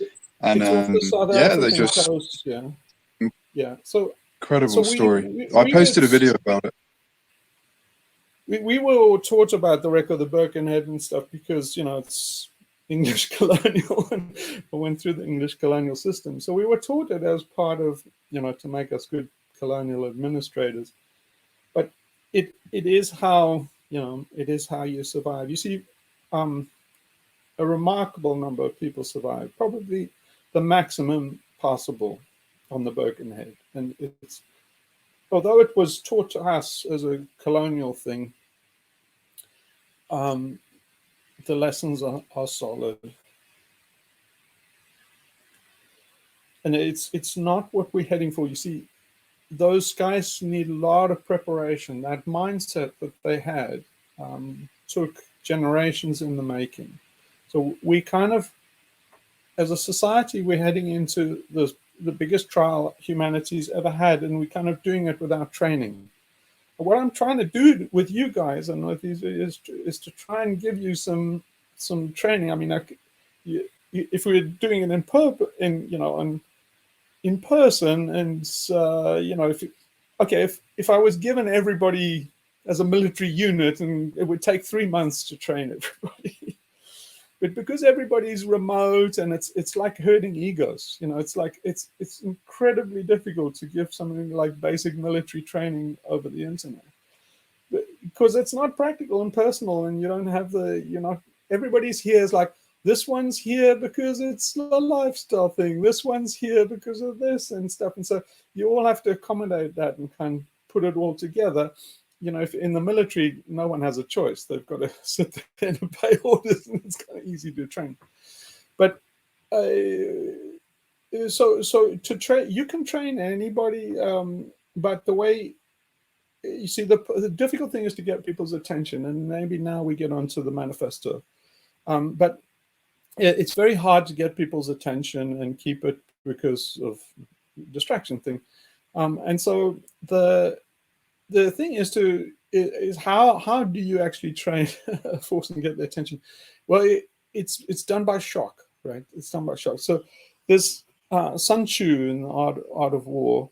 I don't know it's not in the Art of War. It's I think it was just one of the stories told, I think, about Sun Tzu. I'm not sure about that one. Anyway, forget the details. It's basically called maybe it's called The Lesson from the Concubines or something like that. But anyway, this, I think, Wu Emperor hired Sun Tzu or something like that to make a force out of them, and he said, can you make a force out of these peasants, a military force? And he said, yeah, you could make a force out of anybody. I could make a force out of your geishas, basically your concubines. And so the emperor laughed and said, he said, like, okay, go for it. And so Sun Tzu, lined them all up, and marshaled them as if on parade. And they were all they all basically libtards. They're all domesticated, and and they don't know whether they're girls or boys. And they're all like twittering, and and exactly like all these liberals. So this is where we're at. We've got this kind of geisha army, and so then Sun Tzu said, okay, when you hear the drums, you line up in formation. So they play the drums and stuff, and they all just giggled and they'll go all silly and stuff. And he said, like, okay, let's see if you understood the command. And the first thing is, he says that if the commander gives a command, and he must make sure that it's understood by the troops. If he doesn't make sure, then it's the commander's fault. So he made sure. He said, did you understand the command and everything? So they said, he picked out the two leaders of the geishas. Obviously, even geishas have leaders. And he picked out two of them, and he says, did you understand? And he made sure that there was no miscommunication. And he said, okay, now you understood the thing. We're going to do it again. When you hear the drums, you marshal. And it happened again. And he said, okay, come here. He's like, gets the two leaders, and he just chopped their heads off right there in front of the emperor. Basically, he used Roman decimation tactics. And instantly, the rest of the guys were shocked. And they instantly behaved like soldiers, just like that, Hear the drums. The floor was a bit sticky, I guess, but they were all marshaled. And that's what has to happen. So here's the thing. It's going to happen anyway. See, everybody's all like doing their little thing and not taking this seriously, and Hugh's a bit of a nutcase because, isn't this being melodramatic and all of this stuff. And you say, like, well, all of that stuff ends abruptly when there's blood on the floor. And there's going to be blood on the floor real soon. So when the bullets start flying, and you see what happens to soldiers when the bullets start flying and your comrades start dropping around you, that's when you stop thinking and you go into your training. You become almost a robot relying on the training that you get. The training that I'm giving you now. You see, what if it works out like I'm doing this, like at some time in your ordeal, you will hear Hugh's voice and remember these things that I told you. Suddenly these stories I told you will make sense, and you'll go, "I'll help you survive." Because it's training. I'm putting drop by drop the training you'll need to survive. But you see, when the bullets start flying, then everybody, starts relying on their training. And then that's a different thing. It becomes like flow. So, but you see, where we're at now is all these libtards and all these egotists and narcissists and all these false prophets and all these fake gurus and stuff. But it's a mess, right? And so there's not much training. At this stage, you should be like battle ready, right? If this was a military troop, you should be battle ready by today. So what's going to happen is these people the bullets are going to start flying, and they will have no training or very little to fall back on. Yeah. So, that's it. Anyway, on a lighter note, I've got to tell you this on Friday about the last bit about Alan Watts, is that so there's this great couple who do podcasts, and they interviewed me for a podcast, right? And it was awesome because we had like a 2.5-hour discussion. It was just great. And I recorded it on Jitsi. And here's where we made a mistake. We discussed the machine. And whenever I discuss the machine, there's always a glitch. And that's what happened. So we got 4 minutes into this, and I was recording it to Java, and then suddenly it went weird, and the Jitsi meeting like hiccuped, and then I was dropped, and then I came back again, and I thought it was still recording, and it wasn't. But anyway, it was weird. What was doubly weird was then some other prick comes on. It was just the three of us, and suddenly this other prick comes on. It says IT on his thing. It was just IT. And so he was saying like, "Hello, who are you?" and stuff, and he disappears. And then he comes back on again, and you say like, "Oh, this must be Talpiot or Unit 8200." It's like, he was like, "Hello, how's the weather in Tel Aviv?" And then like he disappeared again. So anyway, it was weird. But so anyway, that was me. That was me. I didn't realize it was like a private thing, and I tried to come on just to listen. And I just automatically got kicked out, and I realized I was like, I don't know what. Oh no, I tell you what happened. No, I was just finishing work. That was weird, and I put my phone in my pocket, and I don't know if it was just a fluke that I accidentally, that my phone menu I touched and it went in straight into Jitsi, and then I heard some speaking, and I was like, what? And I picked my phone out of my pocket. I was just about to walk out of the building. And there was you guys. I was like, oh, he's on a call. Oh, yeah. He said he was going to do that meeting on Friday because you said you were busy. And I was like, oh, and I went to go and make sure it was muted and, and everything. And then I got in the car and I thought, oh, I'll listen in because I didn't see that there was no one else on it apart from you and the people you were interviewing. And then of course, it kicked me out straight away. And I was like, oh, okay. It's like but I didn't know how that was. Obviously, you set up something to kick people out. I don't know. Yeah. No, it didn't. It was the hiccup. We didn't kick you out. But that's anyway, weird. It gets weirder. It gets weirder, by the way. So anyway, here, I think I'm allowed to tell you this. I hope I am. Stop me if I'm not. But I got to tell the Alan Watts bit. So anyway, okay. So basically, there's a gorgeous couple, one in California and one in Hawaii, and you know, when we first got on the call, then I saw that you know, the woman was on a boat. So I said, "Oh, you know, you're on a boat too?" And said, "Yeah, I'm actually on a big houseboat." I said, "A big houseboat in California?" I said, "You're not in Sausalito, are you?" Well, actually, yeah, I'm in Sausalito. They're like, "Oh, that's interesting because I used to live in Tiburon, and which is the next headland over." I said, "But that's an awfully big looking houseboat." And she said, "Yeah, it's Alan Watts's houseboat." Oh man.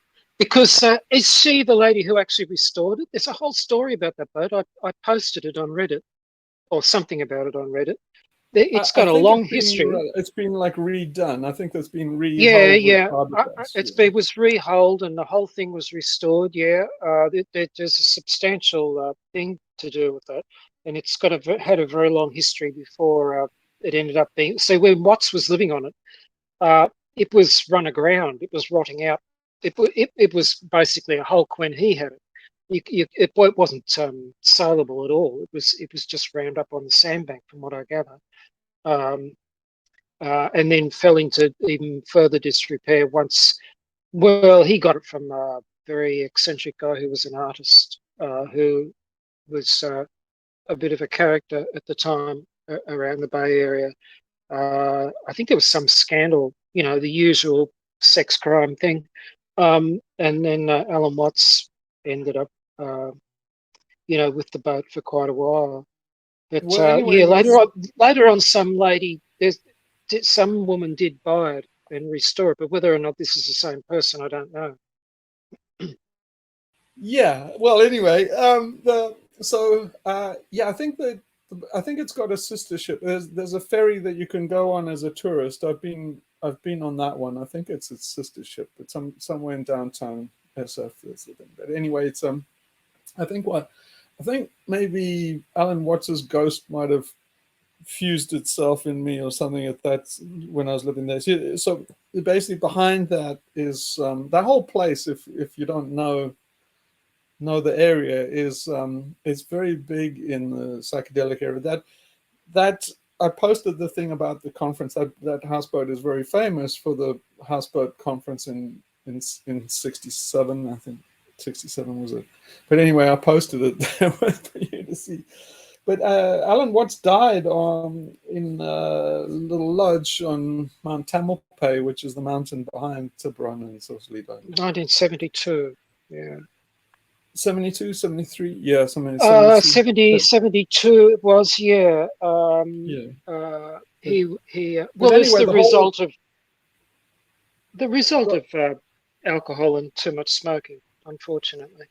Yeah, well, it's a good way to go. But anyway, the whole place is like totally steeped in beatnik culture and all these famous guys. And then Stinson Beach is on the other. So if you're local, it's not Mount Tamalpais. It's you call it Mount Tam. but anyway, it's yeah, that's the place, and Mill Valley and all San Rafael all around there. But anyway, Stinson Beach, if you go there, it's a mecca for tourists on the Beatnik Trail, and then it's LSD city. It's just, I mean, you just walk into Stinson Beach. It's it's just an acid trip. just going there, you have an acid trip. So it's anyway. I had to share that with you because it was such a the ghost of Alan Watts haunts us. Is one of his sons is still around with some kind of an archive of his stuff, I think, in that area. Just can't remember the details now. But it might have been in the remnants of Millwood or something. There was a lot of buildings there, apparently. I mean, I'd never been there, but he had about 7 kids from and abandoned. Well, you know, it's not a nice way to put it, but he abandoned the both families.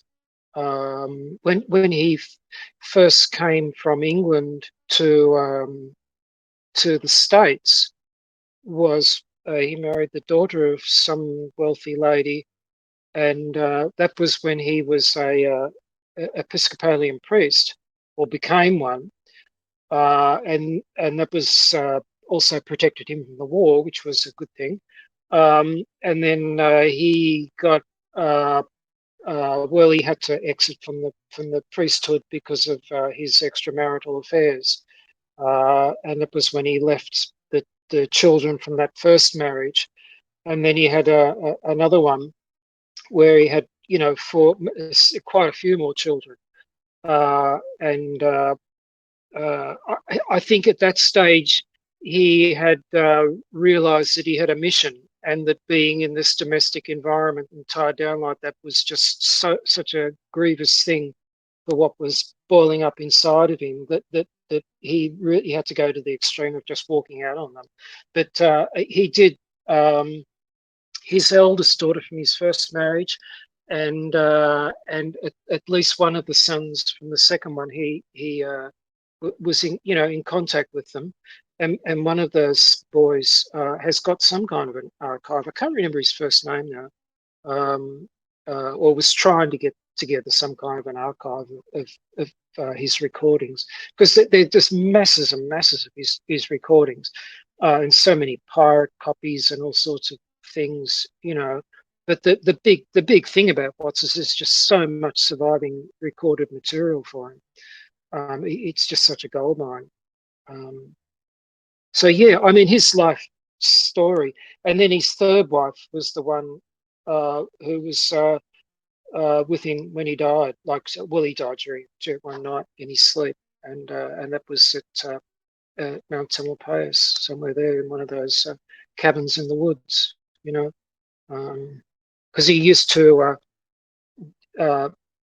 sort of do his dealings with people on the ferry, but he was getting too popular, and you know, it was getting quite stressful for him to be there, and so he'd leave the ferry and go off into the woods to get away from them all, and then come back down to be the guru and everything, and then go back up, you know, get away from them again. So he was sort of going between the two places. Yeah, well, I mean, this is kind of on topic because it's like, you know, it's very hard to be a guru these days, or be a genuine one. It's easy to be Joe Rogan, I guess. Well, see, that was the thing. He found he was getting the idolization thing, you know, and getting unwanted people coming, you know, it was getting to that sort of cultish thing for some of those people. And I think he realized he had to keep away from it. Yeah, well, I mean, you can't avoid a cult, right? So enough times it's like everything's a cult. So it's just like pick a cult. You know, we're gonna go. You can be a loner, in which case I don't give you much hope, or you can join a cult. But it's cults and cults. That's all you've got. You know, a choice of in the end times. So just pick a good one. What was the podcast? Did they record it? The interview with the couple? No, it was all on me. So we'll do it again in like March or something. Who were they, Hugh? What were they? Just anybody, or would they have some kind of a claim to fame? Yeah, they do have a little bit of claim to fame, but yeah, I don't want to dox them too badly. No, fine. I'm just curious, but no, all right. Yeah, no, we'll do it again and put it out. But it was a wonderful conversation. So I just wanted to. Anyway, it was rather interesting because at the end of it, they said, well, you know, you always do that kind of exercise and the thing. They asked about it and stuff, and I explained to them that it was an act of renunciation. It's basically giving up all the fruits of anything that happened on the conversation or anything like that, to not, you know, be acquisitive, to actually just end neutral, give it up. And so it was very lucky we did that because you really didn't have the recording afterwards. It was a little test of how well we did on that exercise. Anyway, But okay, so next topic, I think, is the manifesto and the difficult paragraph in it. So yeah, anybody want to kick off on that? Just before you go on to that, I'll just say something and we'll leave it. That one of the things that I thought of with the meditation, if we get to the point where we talk about that, was to sort of enhance the connection between people in the group. But I just thinking about what Tom said, you know, how he sort of accidentally ended up in the meeting. I don't think things like that are coincidental, because I can remember when it happened to me. I remember when you and Mike were having that really good discussion one day. And exactly the same thing happened when I was here. I was just sort of there, and there's Hugh and Mike talking, and I'm right in the middle of the exact part of the meeting which was relevant to people interrupting meetings and everything. And yeah, so I just wanted to, just given that Tom said that, just to point that out, that I think we've already got some kind of a connection going on behind the scenes. You know, so yeah, I mean, my feeling is if ever that kind of thing happens, is just, you know, just announce yourself and just join the conversation. I don't think it's really. That was one of the things on the menu, I think, was to talk about was privacy and security culture. And so I think I made my point with Joe. I hope I did. Okay, I think I might be repeating myself, but no, you're off topic. Go back to the manifesto. You're going to start there, so get back to where you were. Before we start, sorry, and then we get into the manifesto, but to follow what Gary was saying about the group, and you know, like a bit like what we felt when we did the sigil with some of us. There was this talk about a meditation group with Joe, and fair play to him.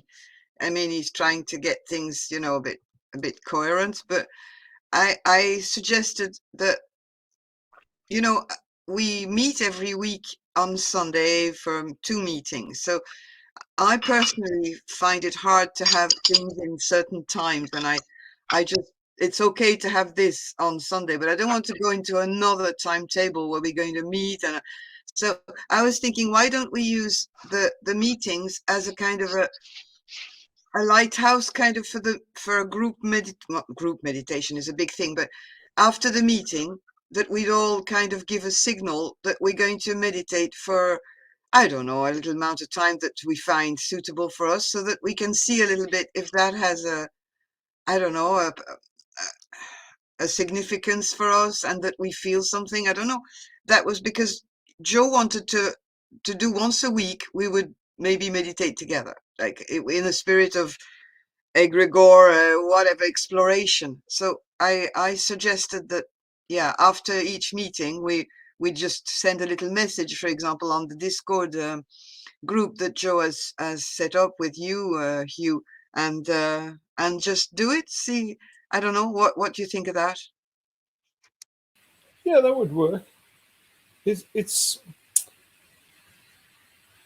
Yeah, I think it needs to be a definite time, but I mean that's you know, well, not a definite time. I mean, you need to synchronize somehow. So it's you know, it would be synchronized after the meeting if people want to do that. That is an easy way of synchronizing, isn't it?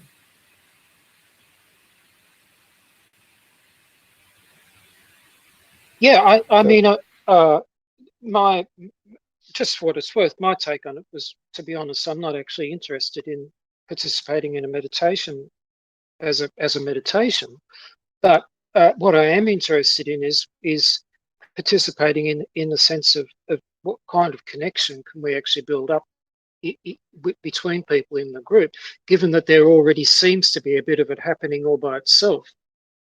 Just little coincidental things that pop up between people, you know. And you know, all I'm just looking at it from the point of view is well, sure, you know, everybody can use it as a meditation if they want to, but I think it could have this other current running along with it, and just you know, report back after a couple of months or something and say, hey, have you noticed anything? Does anyone notice that they kind of, knew when Hugh was going to be at a meeting or suddenly thought of something, and then somebody else said, yeah, I was into that at the same time.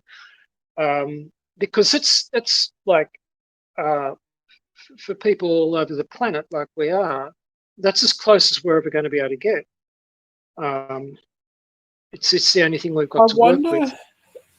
I wonder if we could try and think up some way to do it by Kairos instead of Chronos.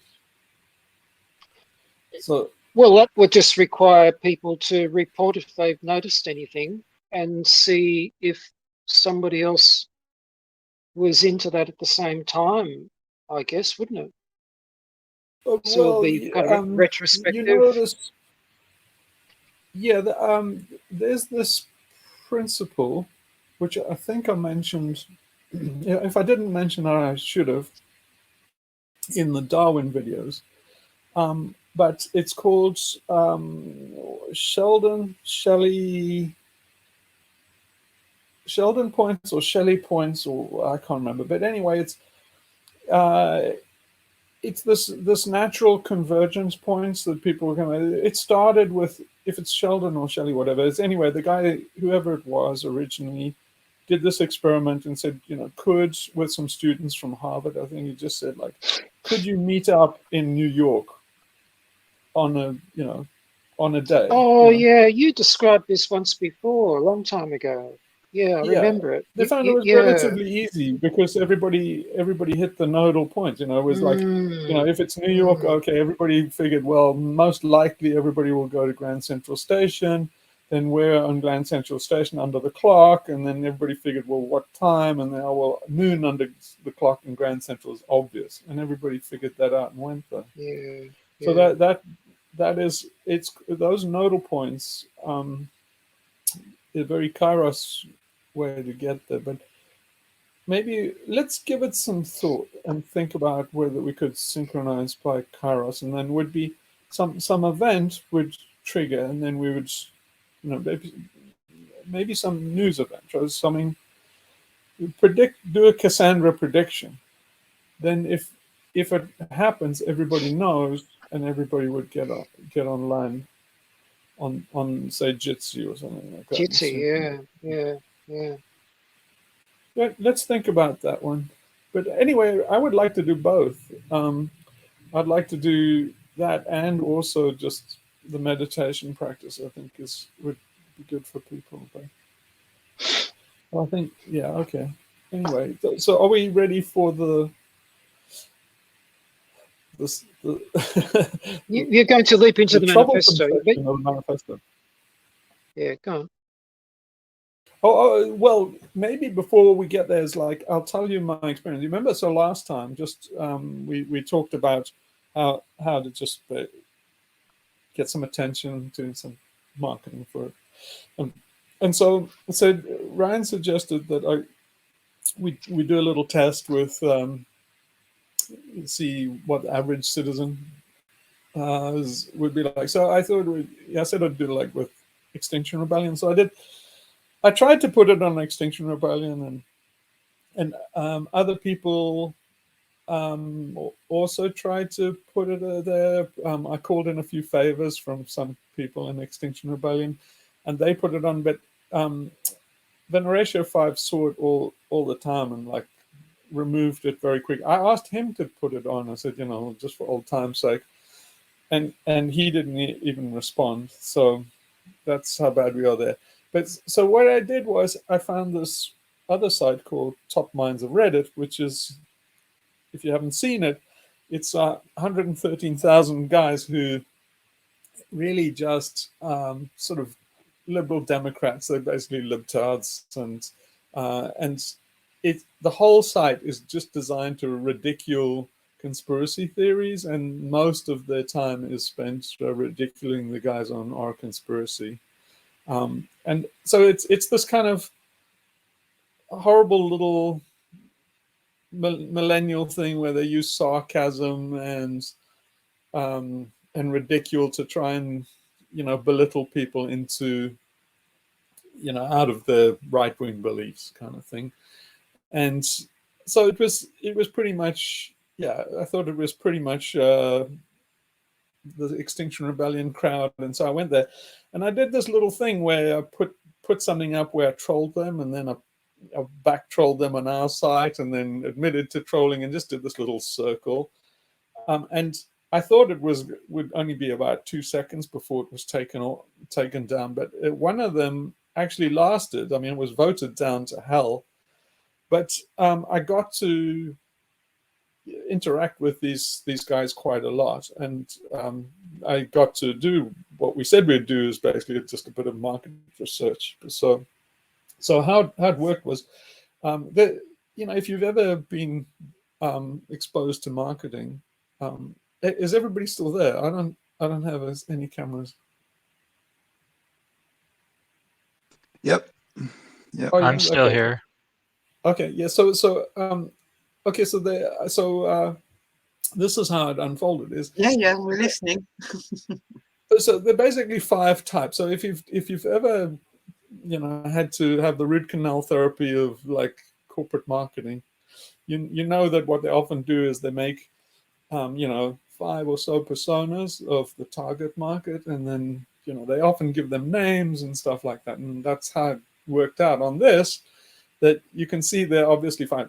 It just so happens we're ahead of the game in the Extinctionati because they're easily distinguishable as the 5 brain layers. So a quick summary is, you can get the first one is, say, the alien cortex guy, and it's normally a pedantic guy, and to my ear always sounds a bit German. Very literal. All they're trying to do is they're trying to smack you down, you know, get the one-upmanship, and then everybody upvotes. And so they're never going to look at the manifesto. They just want to do a smackdown. And so what I did with those guys is, if you just let them stand, then, you know, everybody upvotes, oh, he's you, we showed him, you know, so you can't let them win. And so the strategy for that is you just drag the guy down into the mud. So you just mud wrestle him like a pig and just come back 1 for 1 so that it doesn't end. And what you see is that people, eventually it just starts to get into a mudslinging match, and you can see people lose the thread and stuff. And so then that's the way to handle them. And it's because it's an easy exit. People just want anything unusual or anything shut down. So that's the way I handle that one. Then the next one is kind of like the monkey brain, and then the primate brain. It's all you know, and trolling and all of this kind of thing. And what you do with that is you just do it back. So it's like basically Mowgli in the Jungle Book in the Disney version, and it's all and all you do is just hold up the mirror. Monkey don't like mirror. Monkey don't like mirror. So if you do back again, then suddenly the volume level in the room suddenly gets a lot quieter, and all the monkey business stops quickly.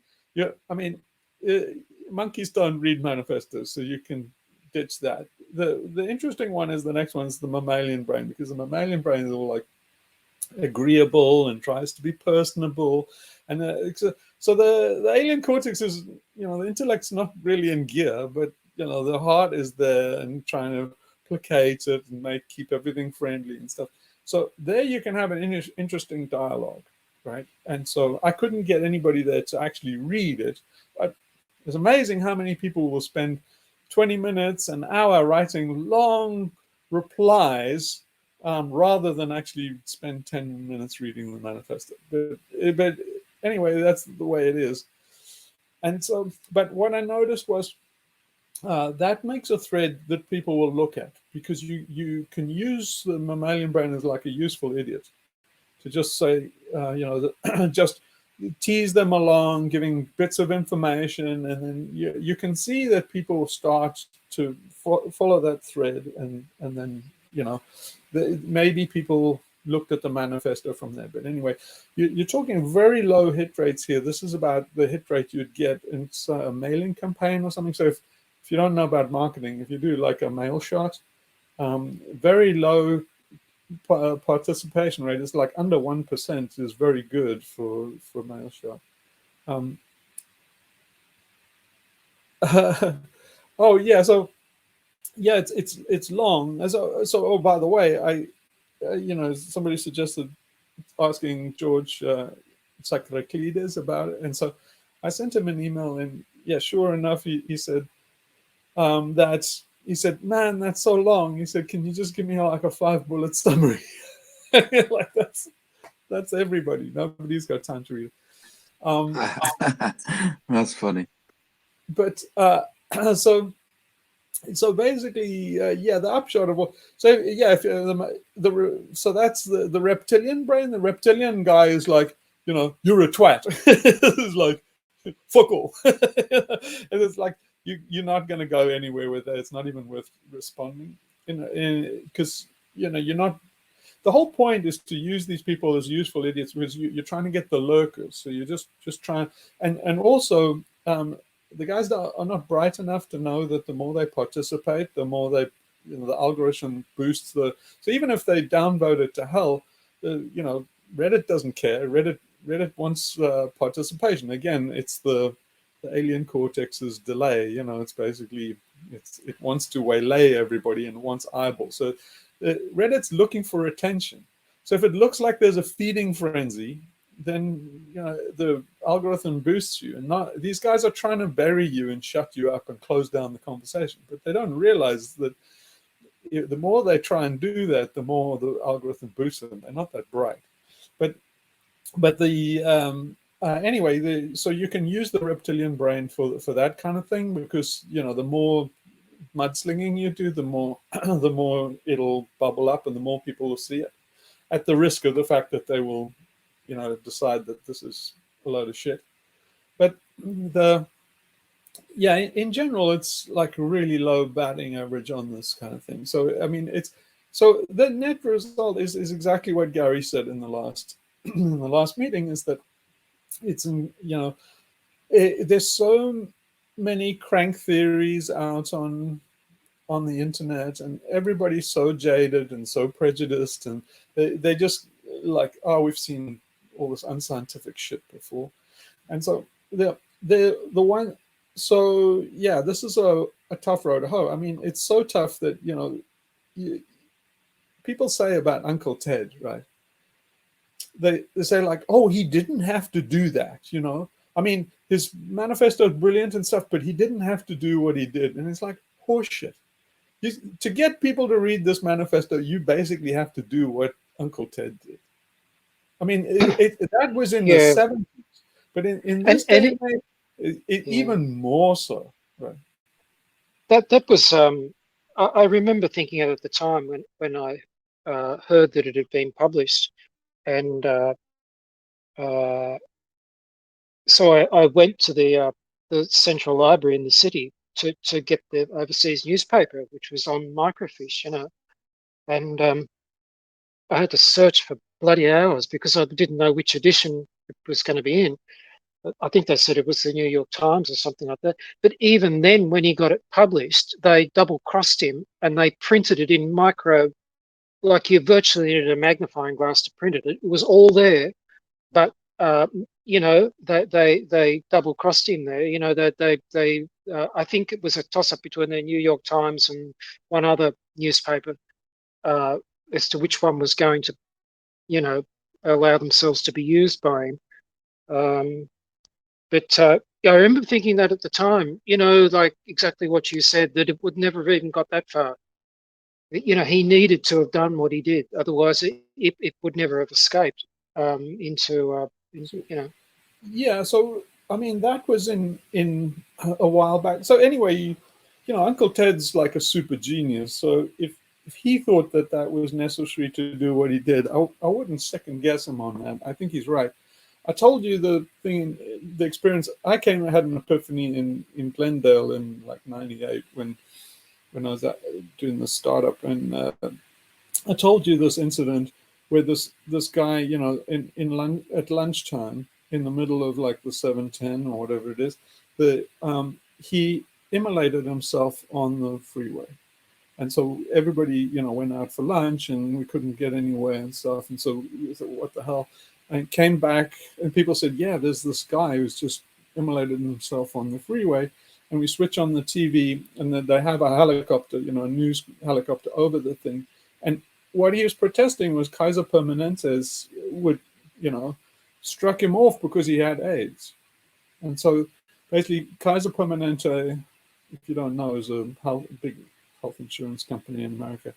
And they if you get AIDS, you know, you're a liability for them. So they try to get you off by some Weasley tactic by saying it's a prior condition or something. And that's what they did to this guy. And so he was protesting AIDS patients being, you know, basically sentenced to death by health companies like Kaiser Permanente because, you know, because they had AIDS and were trying to get out of covering them. And so, you know, that was his act of despair, was to do, you know, insulate Britain in American freeway, put up all these banners. He put all these banners out and stuff about telling the story so you could see what it was, and then he immolated himself, and it was all a big shock horror. Here's the thing. By the evening news, it made national headlines, right? By the evening news, they'd absolutely stripped every single frame that had Kaiser Permanente in every single story. No one mentioned he had AIDS, and no one mentioned healthcare. By the evening news, it had been completely sanitized, and the whole story was nutcase, you know, burnt himself on the 710, and then, you know, of course, all the talking heads are, you know, the problem with psychiatry today, and people are not taking their meds, and, you know, all of this thing. And when I saw that, I thought, oh my God, surely they don't have that much power. They do. Kingsnorth hasn't even seen the beginning of this beast, right? They control the frame of reference in the media, and that's their main power. Yeah, but I didn't know that's the detail of it. I mean, we're talking 1984 levels here. And so, you know, basically between the lunchtime live coverage and the evening news that everybody got to see, you know that a few phone calls were made. And I doubt Kaiser Permanente even had to call up the news media. They basically, all the guys are in place. They know the game, and no one will touch a story like that. So they want to report the story because otherwise, you know, they kind of seem to be suppressing it. But the way you do it is you just strip the content out of it. And again, it's the alien cortex defending itself, you know, basically there. Substitution, mad nut immolates himself on freeway for, you know, Kaiser Permanente is so bad, this guy committed suicide in public to protest them. And so that's how the story, but after I saw that, I saw like, okay, to get a message out about the machine, you can't even self-immolate yourself. So what you know, Insulate Britain are trying to do is hopeless. You know, you can't sit in front of like the M25 and with a banner or something and stop the traffic and get a message out. It's like, yeah, I mean, you might get away with that in Britain because it's kind of parochial, but you saw how they twisted that message. You could never get, you know, if Faulty had a manifesto, no one from BBC to LBC, none of them would have read the manifesto. They would have, you know, just twisted it from the beginning. And so that's the territory we're in. So what I'm building up to here is there's only one way to do this, is to go Uncle Ted. And so I'm saying, like, we should go Uncle Ted. It might be worth oh, sorry. I was just going to say, it might be worth a shot, you know, trying to, because there's a lot of these like programs now on Radio 4 where they're looking at, you know, the sources of the disinformation and the, you know, and conspiracy theories. Like there's plenty of programs like that are being spouted out by the BBC all the time. Maybe fire it off to a few of those independent, you know, journalists that produce these radio programs. Just, you know, why not? Because they're often willing to talk. They did a whole series. They've done a whole series. They've got a series at the moment on BBC Radio 4 about the whole, you know, the 6th of January, the storm of the Capitol building, and they're endlessly like looking at, oh, why are people believing conspiracy theories and stuff? So, you know, there's got to be a few heads in. I mean, BBC's huge, so worth a shot. Yeah, well, give it a go. Give it a go. But I rate you a 1% hit rate. So anyway, there were two things that I saw from top minds of Reddit, and one of them is kind of obvious, that they believe anything in a white lab coat. So if you get professor or doctor or something like that, then they will listen. So if a big professor or doctor says something, they will listen. And so based on that, then I did what I think A said on the thing was to go back to Guy McPherson. So I said, oh, let's bygones be bygones, and sent an email to McPherson and stuff. But it was only yesterday I didn't hear back from him, so I'm not sure how that'll go. But I thought, yeah, if he's interested, and then Professor McPherson is enough to make people look at it. But again, there really is only one way to do this, and it's to go Uncle Ted. So I'm not suggesting we do something like Uncle Ted, but you've got to do something along those lines. And so what I'm suggesting then is, what I did actually lay it out, and probably nobody heard it, in the difficult section in the manifesto about acceleration. So I think basically you've got to use shock tactics, and so something that make people lose their mind. And the obvious one is to do something accelerationist, and basically be seen to do it, and then that'll be enough to make people lose their shit, I think. So do you want to find somebody who's close to the ice and would start pouring salt? Well, I think we should target. We should target. So there are basically two. I said there's one in Greenland, and then there's the HKKH, the Hindu Kush Karavanjan Himalaya complex. I think we should target that one, the Himalayas. Okay, so either from the, there are a lot of countries around here, but either from the Indian side or the Chinese side. And the kind of thing I'm talking about is, you go and sprinkle some soot on, or try and make an avalanche or something, or you basically start doing a line of research into how much damage you can do with soot to accelerate the melt of the Hindu Kush, and then basically publicize it. Put videos and then go look for funding. Ask for funding to carry it. Basically exactly the same thing that all the geoengineers are doing. You're saying we're doing geoengineering just like Bill Gates and all the heroes. Bill Gates and David Keith and Ken Caldera, they doing geoengineering completely unilaterally, without a mandate, without any democratic mandate. They are going ahead and doing all of this geoengineering. Why? Because they're rich. Well, two can play that game. We're going to do the opposite. They want to do sulfates in the air to try and save the civilization and trash nature. Well, we're trying to do accelerationism to basically try and save what's left of nature and, precipitate the flipping so that we end this culture. And so it's exactly what they're doing. If what they're doing is legal and stuff, is like, we can do this game too. And then basically that highlights geoengineering. It highlights these transhumanist nutcases that are trying to do geoengineering, and basically it gets if people are going to be horrified, presumably, and then they say read the manifesto. It's all explained what we're doing in that. And then that's the way you get them to read it. Apart from contacting the Nepalese or the Chinese authorities to help us with that, it would be a bit difficult. But why not think along the lines too of a cartoon or a movie, or with people doing this? I don't know.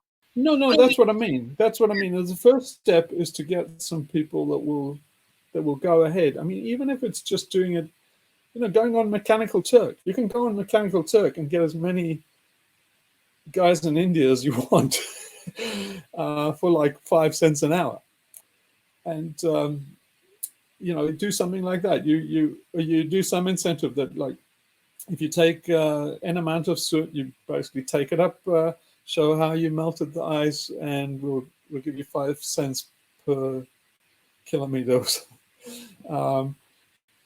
Set up something like that, and then basically you just have video proof that you've done it, and then we'll send you your money, something like that.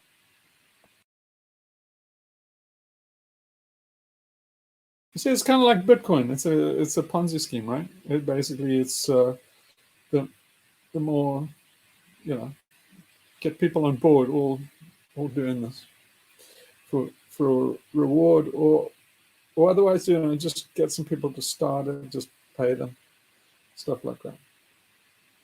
What do you think? I think I have to think. I think it's good. We just need a lot of propaganda to go with it, to promote it. Yeah, no, I'm thinking just use like Kickstarter and GoFundMe, and you just put all these sites around and say, this is, this is what we're doing. We accelerationists. We're trying to accelerate the ice melt. And he's like, don't you mean stop that?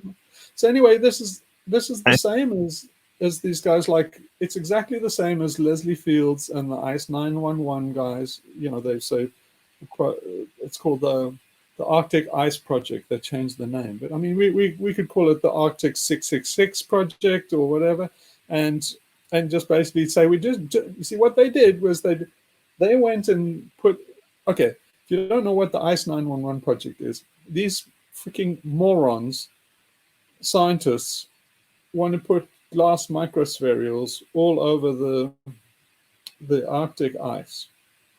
Okay. And basically to reflect the ice and to stop the blue ocean event. Okay? And so they did a test on a lake in Minnesota where they put these microspherules. Microspherules, basically, it's silica. It's a commercial product. There's a little glass bead about, very small, about 6 microns, and it has a hollow center. So they float. These things actually float. So they're basically talking about giving, walruses and polar bears silicosis for the sake of the environment. And they said, oh, we did an environmental study. We got a tank full of sturgeon or something, and we chucked a handful of this in, and they were fine. It's like, yeah, I think like windblown microspherules in the Arctic is not quite the same thing as a fish tank with sturgeon in it, you freaking morons. So anyway, they're not going to do it but anyway, they fund it, right? They were going to be funded by the freaking Stockholm Institute, the Stockholm University. And the only reason why they're not going ahead with this insane project is because the indigenous people struck it down. And so indigenous and Sami people, and they say, you're not fucking doing this in the Arctic. But anyway, the whole thing was so freaking harebrained. I went on the site where they were discussing this and doing planning, and they put up a YouTube video. And I said, you do know that, manufacturing glass, for every ton of glass created, it's 3 tons of CO2 is put up into the atmosphere. And she didn't know that. So it's like, holy shit, are you people stupid?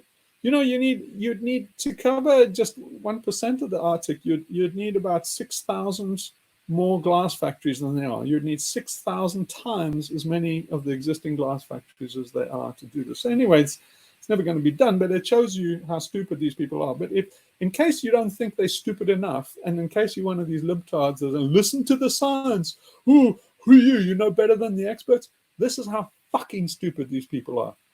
It's not. You ask somebody about how the ice is melting. It's melting because of the warm seawater is eroding it, right? It's melting because of wave action and because of the seawater. It's got nothing to do with the reflection of the ice, right? So even the thing, they're basically going to put this bioaccumulation hazard in the Arctic, thinking that that the Arctic ice is melting because the sunlight is doing it. It's not the sunlight. It's the warm ocean. So this is how stupid they are, and they're getting funding. They get funding from, NIST and from Stockholm University, and these kids go, but we listen to the experts. We listen to, this is how retarded these freaking fucks are. But anyway, So, all we're doing is so showing instead up and saying we're doing exactly what Leslie Fields is doing. It's just the opposite. She puts down these white spherules and we put down black things. It's just 1 for 1. See, yin and yang. See, all works out. so instead of putting the suggesting to put some black salt on the ice, if we wanted to really go against the narrative and highlight the causes, we should we should find a plan of heating up the water under the ice and sending kind of boiling water. The point is to precipitate the flipping. Yeah, I know. But being the mechanism is it's not to go against the retarded idiots. It's to precipitate the flipping. To go against the retarded system. Yeah. So practically speaking, am I right in thinking you're basically saying we incentivize, we get like people in that area to trek up into the Himalayas and actually distribute coal or like coal dust or something black onto the. I'm sorry, it just sounds fucking bonkers, but I mean that's probably the point. But I don't know. Yeah, I do kind of get it. But is that it? Summary. Yeah. So there are various ways to spread carbonates like this. So it's basically it's soot. Yeah, it is sulfate. So you can get a barrel of oil and just burn it in the vicinity, and it'll cover freaking hectares and hectares of snow in black.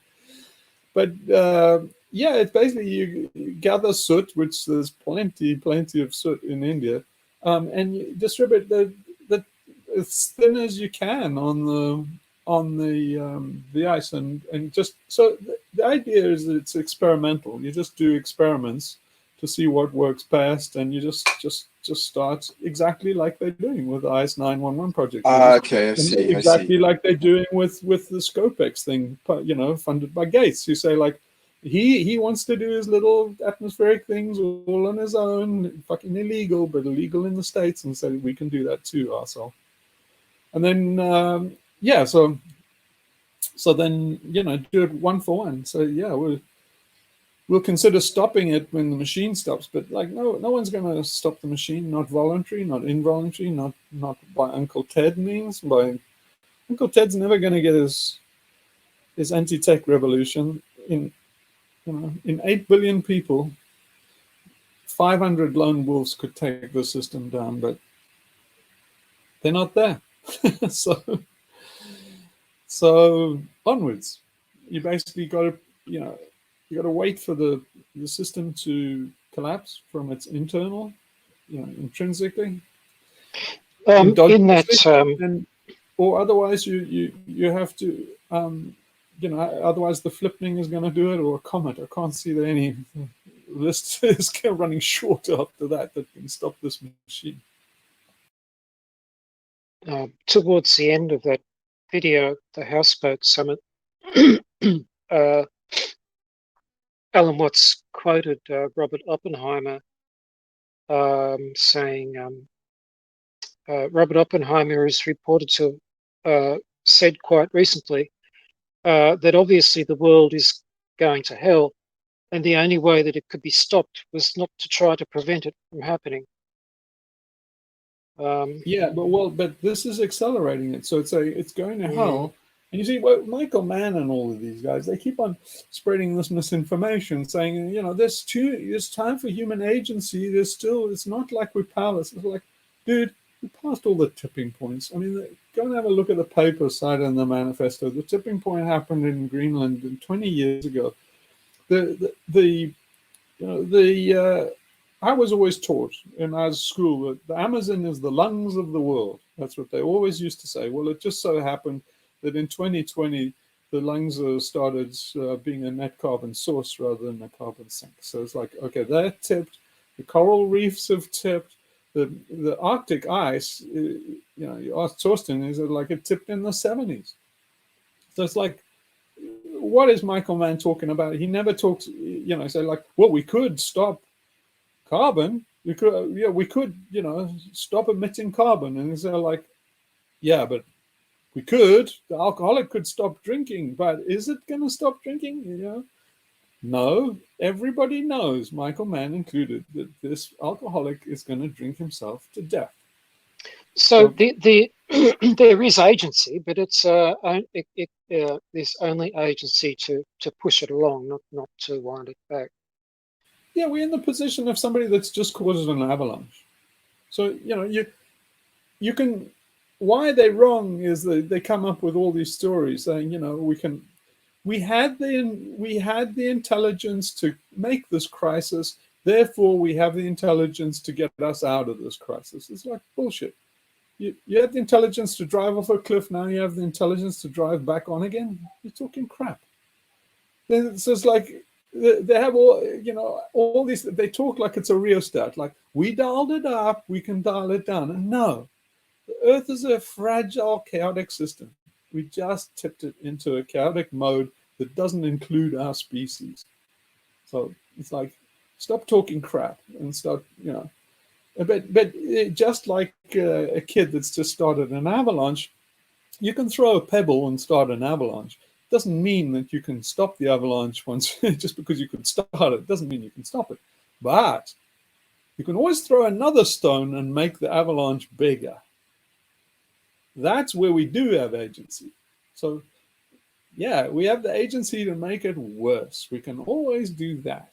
So that's what you have to do. Basically, if the only destination for this is if the only way out of this dysfunctional family is the alcoholic father drinks himself to death, then clearly everyone, including the alcoholic, is better off the sooner that moment happens. So apply alcohol. Put bottles of whiskey in front of this alcoholic. It's like, you decided that's how it's going to be. Drink yourself to death, arsehole, and make it quick. Here's some alcohol.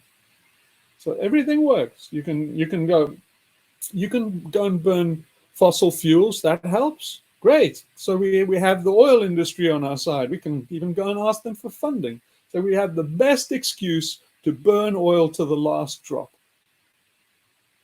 But this is the thing, Hugh. My comment is that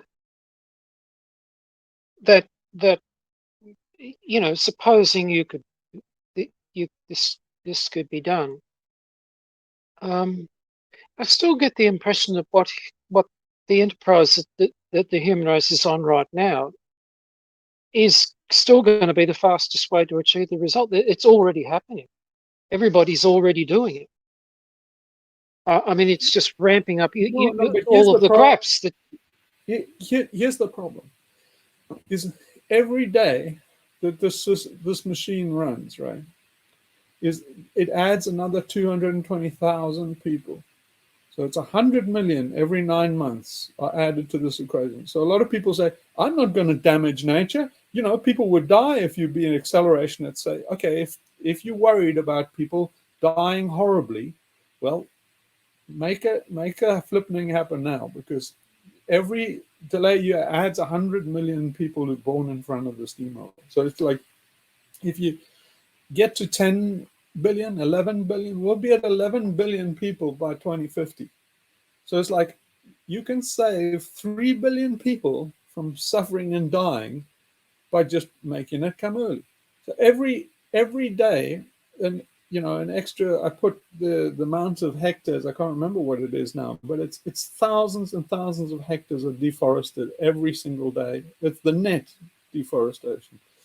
And there's 40 megatons of CO2 is put up every single day. So it's like, every single day, the chances that there are any survivors on the other side of this collapse are going down, and they're going down exponentially. So you can't sit and wait and say, oh, well, let's be zen about it, and, life and yin and yang and stuff. That's suicide. Basically, if you can't be complacent, because I don't mean it that way. Survivors. I didn't mean it that way. I just meant that the degree the rate at which humanity is running amok, it's probably going to get there before any actions to accelerate the matter have any effect. I mean, it just strikes me that we're really pushing it. Yeah, but to read the manifesto, we were talking about an Uncle Ted moment, and that is also a purpose for the manifesto to be highlighted. It's not just. Oh yes, yes, you know, yes. Yeah, no, our aim is not to. Yeah, it's not to actually. We're running a psyop, right? We're not. Look, this is one of the problems with Uncle Ted, is that if you look at something like, say, in World War II. So in World War II, in the imagination of English people in particular, we did the bombing campaign, and Bomber Harris wasn't a complete war criminal and stuff. And it's like what they never told the British people is, they showed all these afterwards. They were very careful to fly low over Germany and show how devastating it was and stuff. And the reason was they wanted to make you think that the bombing campaign was hugely successful and it wasn't a war crime. It was a war crime. Trust me. John Bomber Harris and the deliberate firestorm in Dresden, the bombing of Lubeck and stuff. These are war crimes, dude. These are weapons of mass destruction. That we're talking like, hundreds of miles an hour winds that are thousands of degrees Celsius on civilians. And they did it deliberately. So it's like, here's the thing that Britons don't know. The bombing campaign only reduced Germany's manufacturing capacity by about 20%. So in other words, it was ineffective. It didn't actually cripple Germany. Right? So they don't want you to know that little detail. But what Here's something that will surprise you, though. My teacher told me that at school. He said it was a war crime and it wasn't as effective. So that'll surprise you.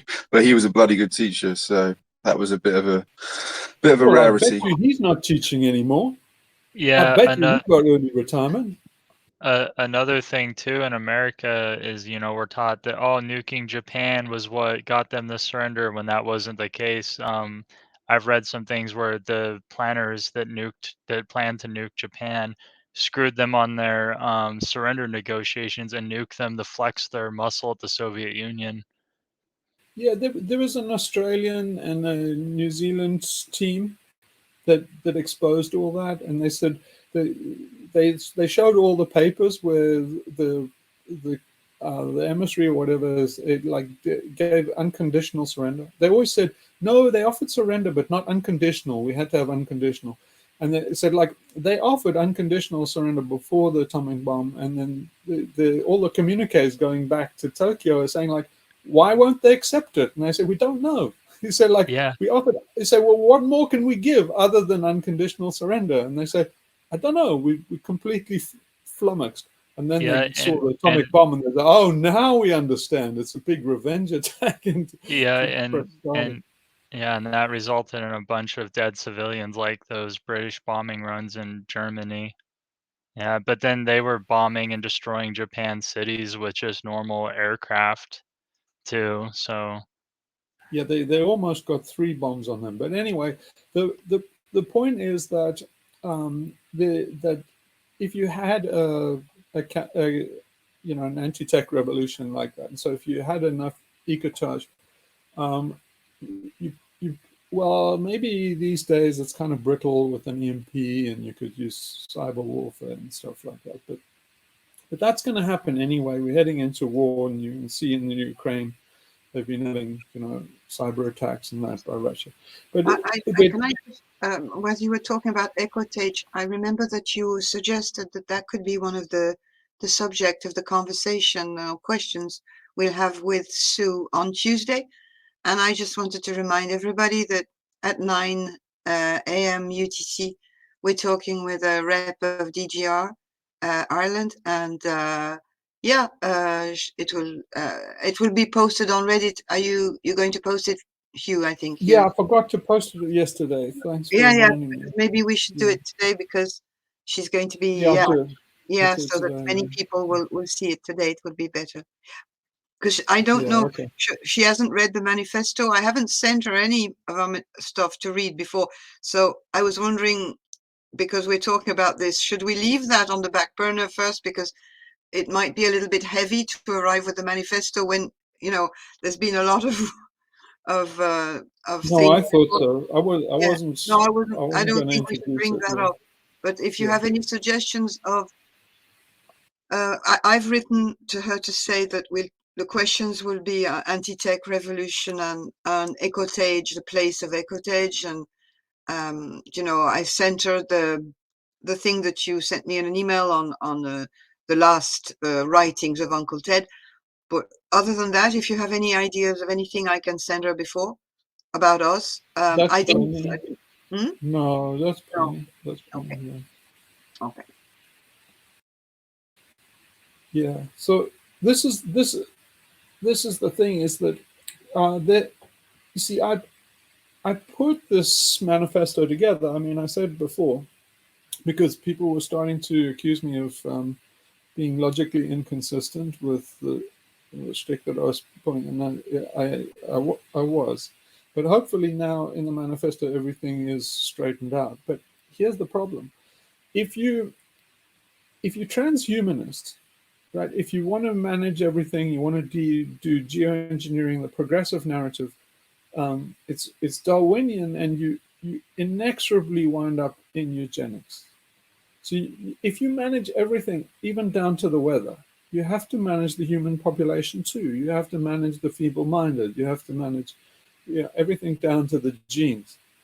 And so in a total management system, you have to accept eugenics. There's no get out. So that's the albatross around their neck. The albatross around our neck, all the tree huggers and Team Human, is if you're absolutely convinced that this machine cannot be reformed and cannot be stopped, it really leads you to accelerationism. If you want to save this, since you can't reform the machine, the only way to save the environment is basically to accelerate the destruction of the machine. And so all these guys, like even DGR and stuff, this, it's written in everybody. It's written in Extinction Rebellion and IB and all of these guys. It's like saying, if you talk to these guys, if you talk to Blondie and Faulty and stuff, I was surprised. I thought there was some issue with the point of contention that we don't have any time for this. And they admit it straight out. They're complete doomers. They just don't say it in public.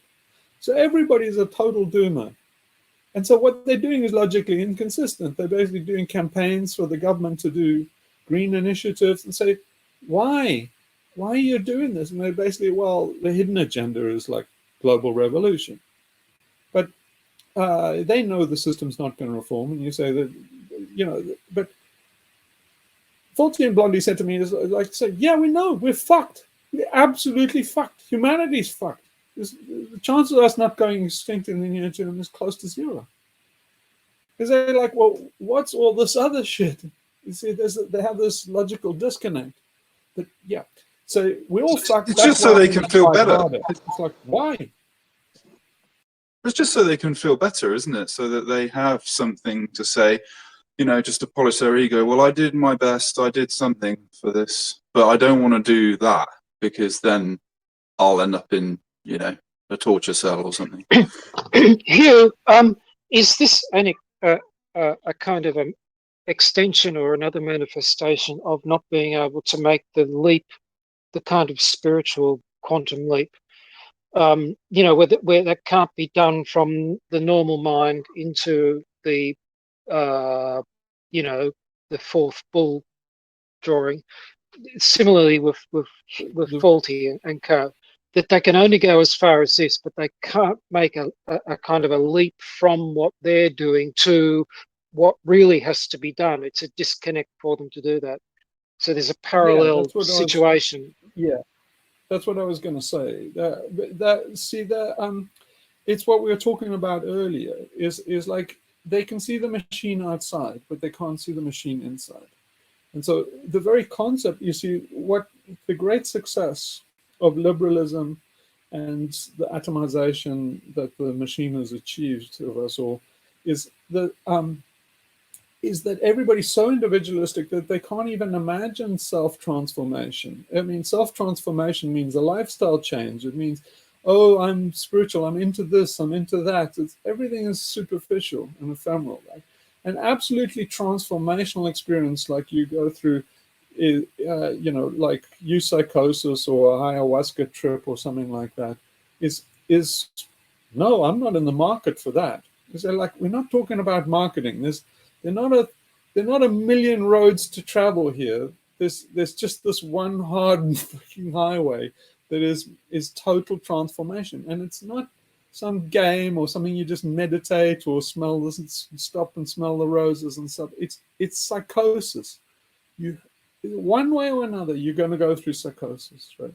We're going through mass formation, mass psychosis, right? It's not. Yeah, all these guys are in denial about it. We're in the beginning of mass psychosis. So everybody is going to go through psychosis individually, collectively. Psychosis is on the cards. You are not going to go through the flippening, the collapse of this machine without psychosis. So it's like, the only question is, what kind of psychosis? Well, there are two types. There's a good one and a bad one. But you see, we've been so fucked over by, modern psychiatry and psychology and stuff that we don't even know that. It's kind of, even transpersonal therapists and stuff start going, to a higher power and into religious and shit like that. It's like Jung told you that there are two psychoses, So it's like, oh, we looked at that, but anyway, yeah, but let's just keep this transpersonal and impersonal. Why not? And transsexual. Why not just cut our nuts off instead of actually go through a mental transformation? We'll bodily transform. Why not do augmented reality? We'll get a silicon implant and augment our humanity. That'll be our transformation. We'll transform into cyborgs. Anything other than transform the fucking demon, the fucking demon inside.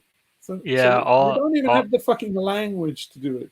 And so, sure, these guys go and rage against the machine, join Extinction Rebellion, and say, "What about the inside?" Well, I'm a vegan. What do you mean? I'm woke. What? Come on. I mean, I need to change. It's like I've already cut my nuts off. I've already changed genders. That's not, come on. What do you want of me? It's like, some real change. Ego's got to die, arsehole. Ego's got to die.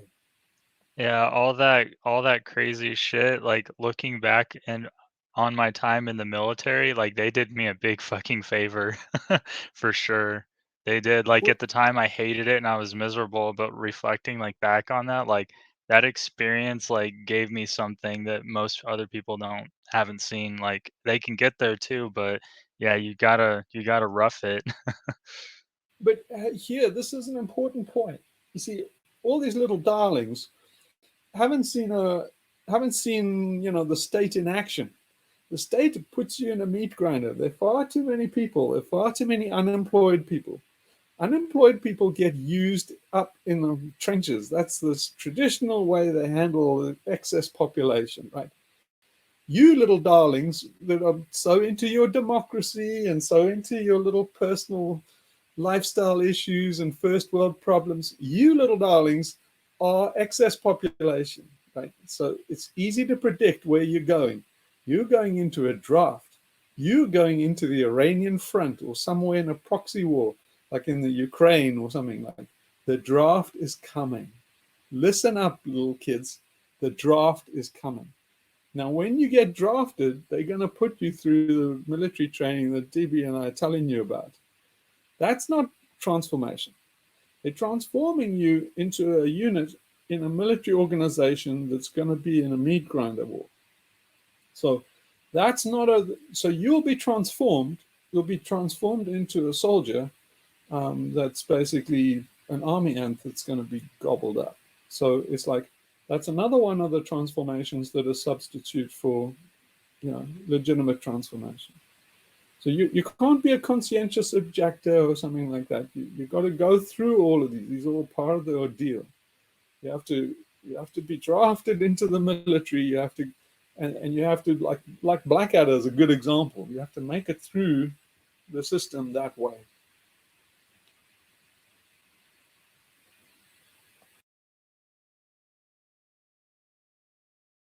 anyway, so a lot of people in America have been through the military and stuff. So this is more for like English people and Australians that haven't had a draft since like Vietnam, and so it's like, you know, we've had a couple of generations that don't know this story. Other generations were well familiar with it. I'm not sure they could do a draft in the UK anymore. I don't know if it's still in law that they could do that. Do you think it is? No, it doesn't work that way anymore. So okay, maybe I wasn't playing that. So in the old days, that's how it worked. Now they've refined all of these things. How they do a draft is that they basically they make sure all the kids are unemployed, and then they make sure the only way you can get employment is if you go and join some outfit like Blackwater or something like that. So you will wind up as a military contractor, and it's basically there are no other options but you go and sign up for a for-profit soldier for hire. That's how they're going to do a draft. You see, they know it's not the horse and cart anymore. They no longer declare war, right? They no longer declare war. They no longer do a draft. They have more subtle ways of doing exactly the same right. But you can fill the military easily by just, you know, taking away the doll. It's easy. So you'll lose the NHS. You'll lose the doll. If you want medical, if you're young and able and you want to eat, it's basically you'll have to go and join a private contractor company or join the military. Yeah, you know what that you know what that reminds me of? You guys seen that movie Starship Troopers, where the only way you can get citizenship is if you join the military? Yeah, really dystopian. It's the same in America. It's basically America's population is actually on the decline, but it'll grow to 400 million by 2050. And the reason is immigration. So they're using immigrants, and they will use immigrants basically. For the armies will be stocked up by immigrants. That's also traditional. So yeah. Anyway, well, I guess we've been going on a long time, huh?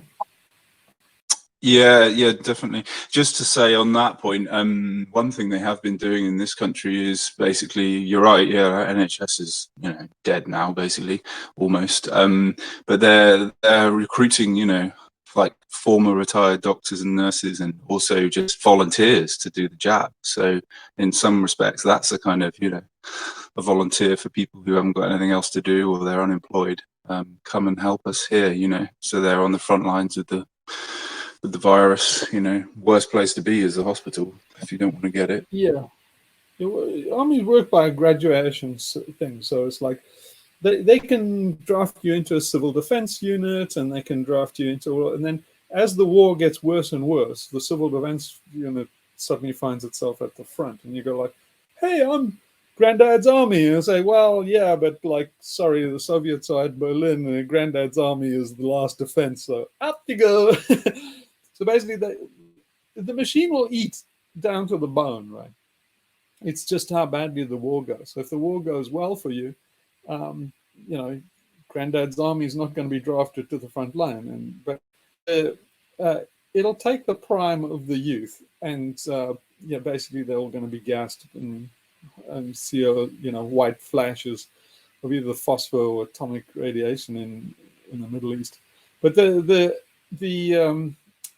you know, all the way down the line, the machine was, you know, if you're winning, yeah, you get the benefit of overlords, but we're not going to win. We're going to do very badly on our side because, you know, we have to have a blitzkrieg, and I can't see the blitzkrieg coming through. So it's like, if the axis of evil, you know, doesn't win in 3 weeks, they're finished. But that finish will be years.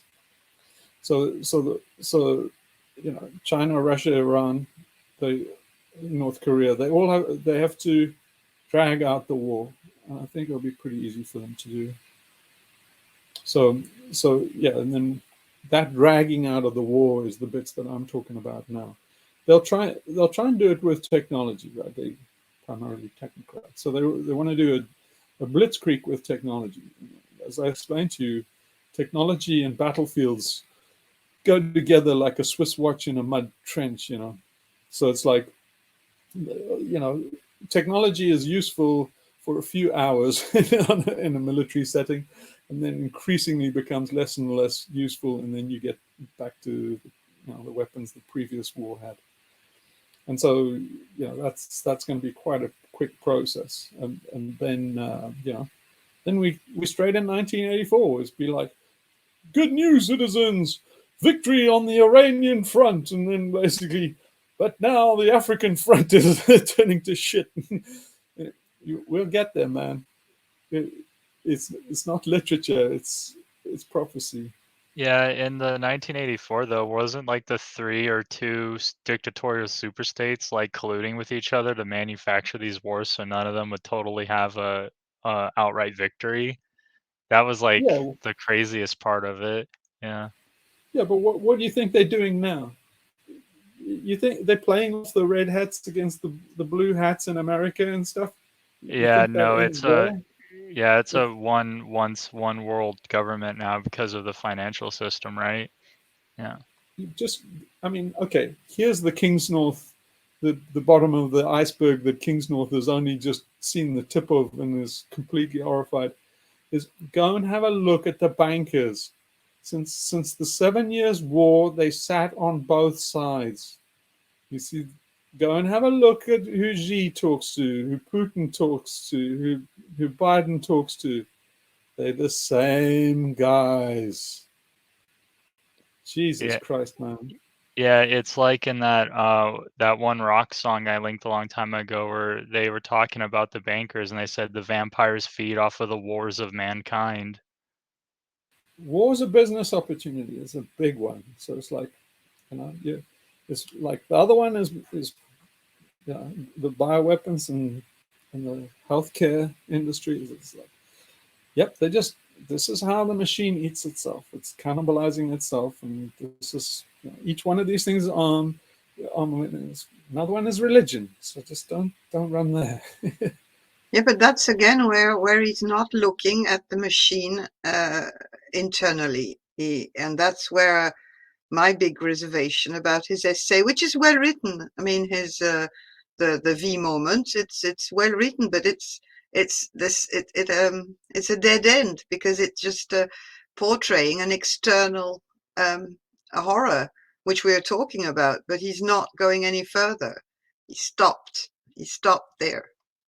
Yeah, but I mean, that's why I say that if he's listening to this, my advice is to stop writing because it's holding him back. He's second guessing. He's trying to get to all these conspiracy theories, but he's really guarded. He doesn't want anybody to think he's a kook and stuff. And it's like, you got to move faster than that. You can't have your psychological evolution go at the pace of the general public. The general public they're going to be taken down with the side, right? So you're at the back of the pack, Kingsnorth, and part of the stuff holding you back is your narcissistic writing. It's like ditch it and start moving your thinking on. That's my advice to St. Paul. Get off the fucking cross. Things about to get real, dude. So, okay, well, on that happy note, should we end it? Yeah, it's been a long time. Yeah, but anyway, we've done a good stretch. All right, so let's give this all up, and hopefully this is recorded. Better technicians than me. It is. Very sorry about that. I feel like it's my fault. No, it wasn't your fault. It's the machine. I'm amazed the machine let us get this much. This much that was spooky. Information across on its backbone. Okay, well, let's pause. Let's and let's just give up everything we talked about here. Just complete renunciation, capitulation to whatever happens, but not defeat. So it's a question of give up and fight, not give up the fight and not give up and die. It's give up and fight, and this is the part where we give up and we connect to the silence, and the silence gives us the strength to fight.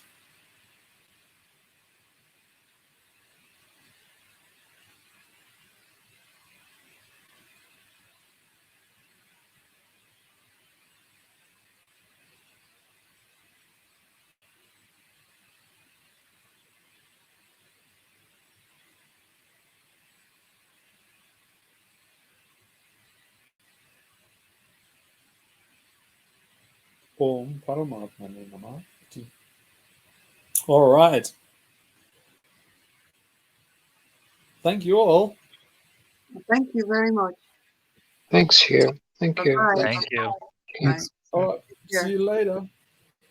Bye. Be safe.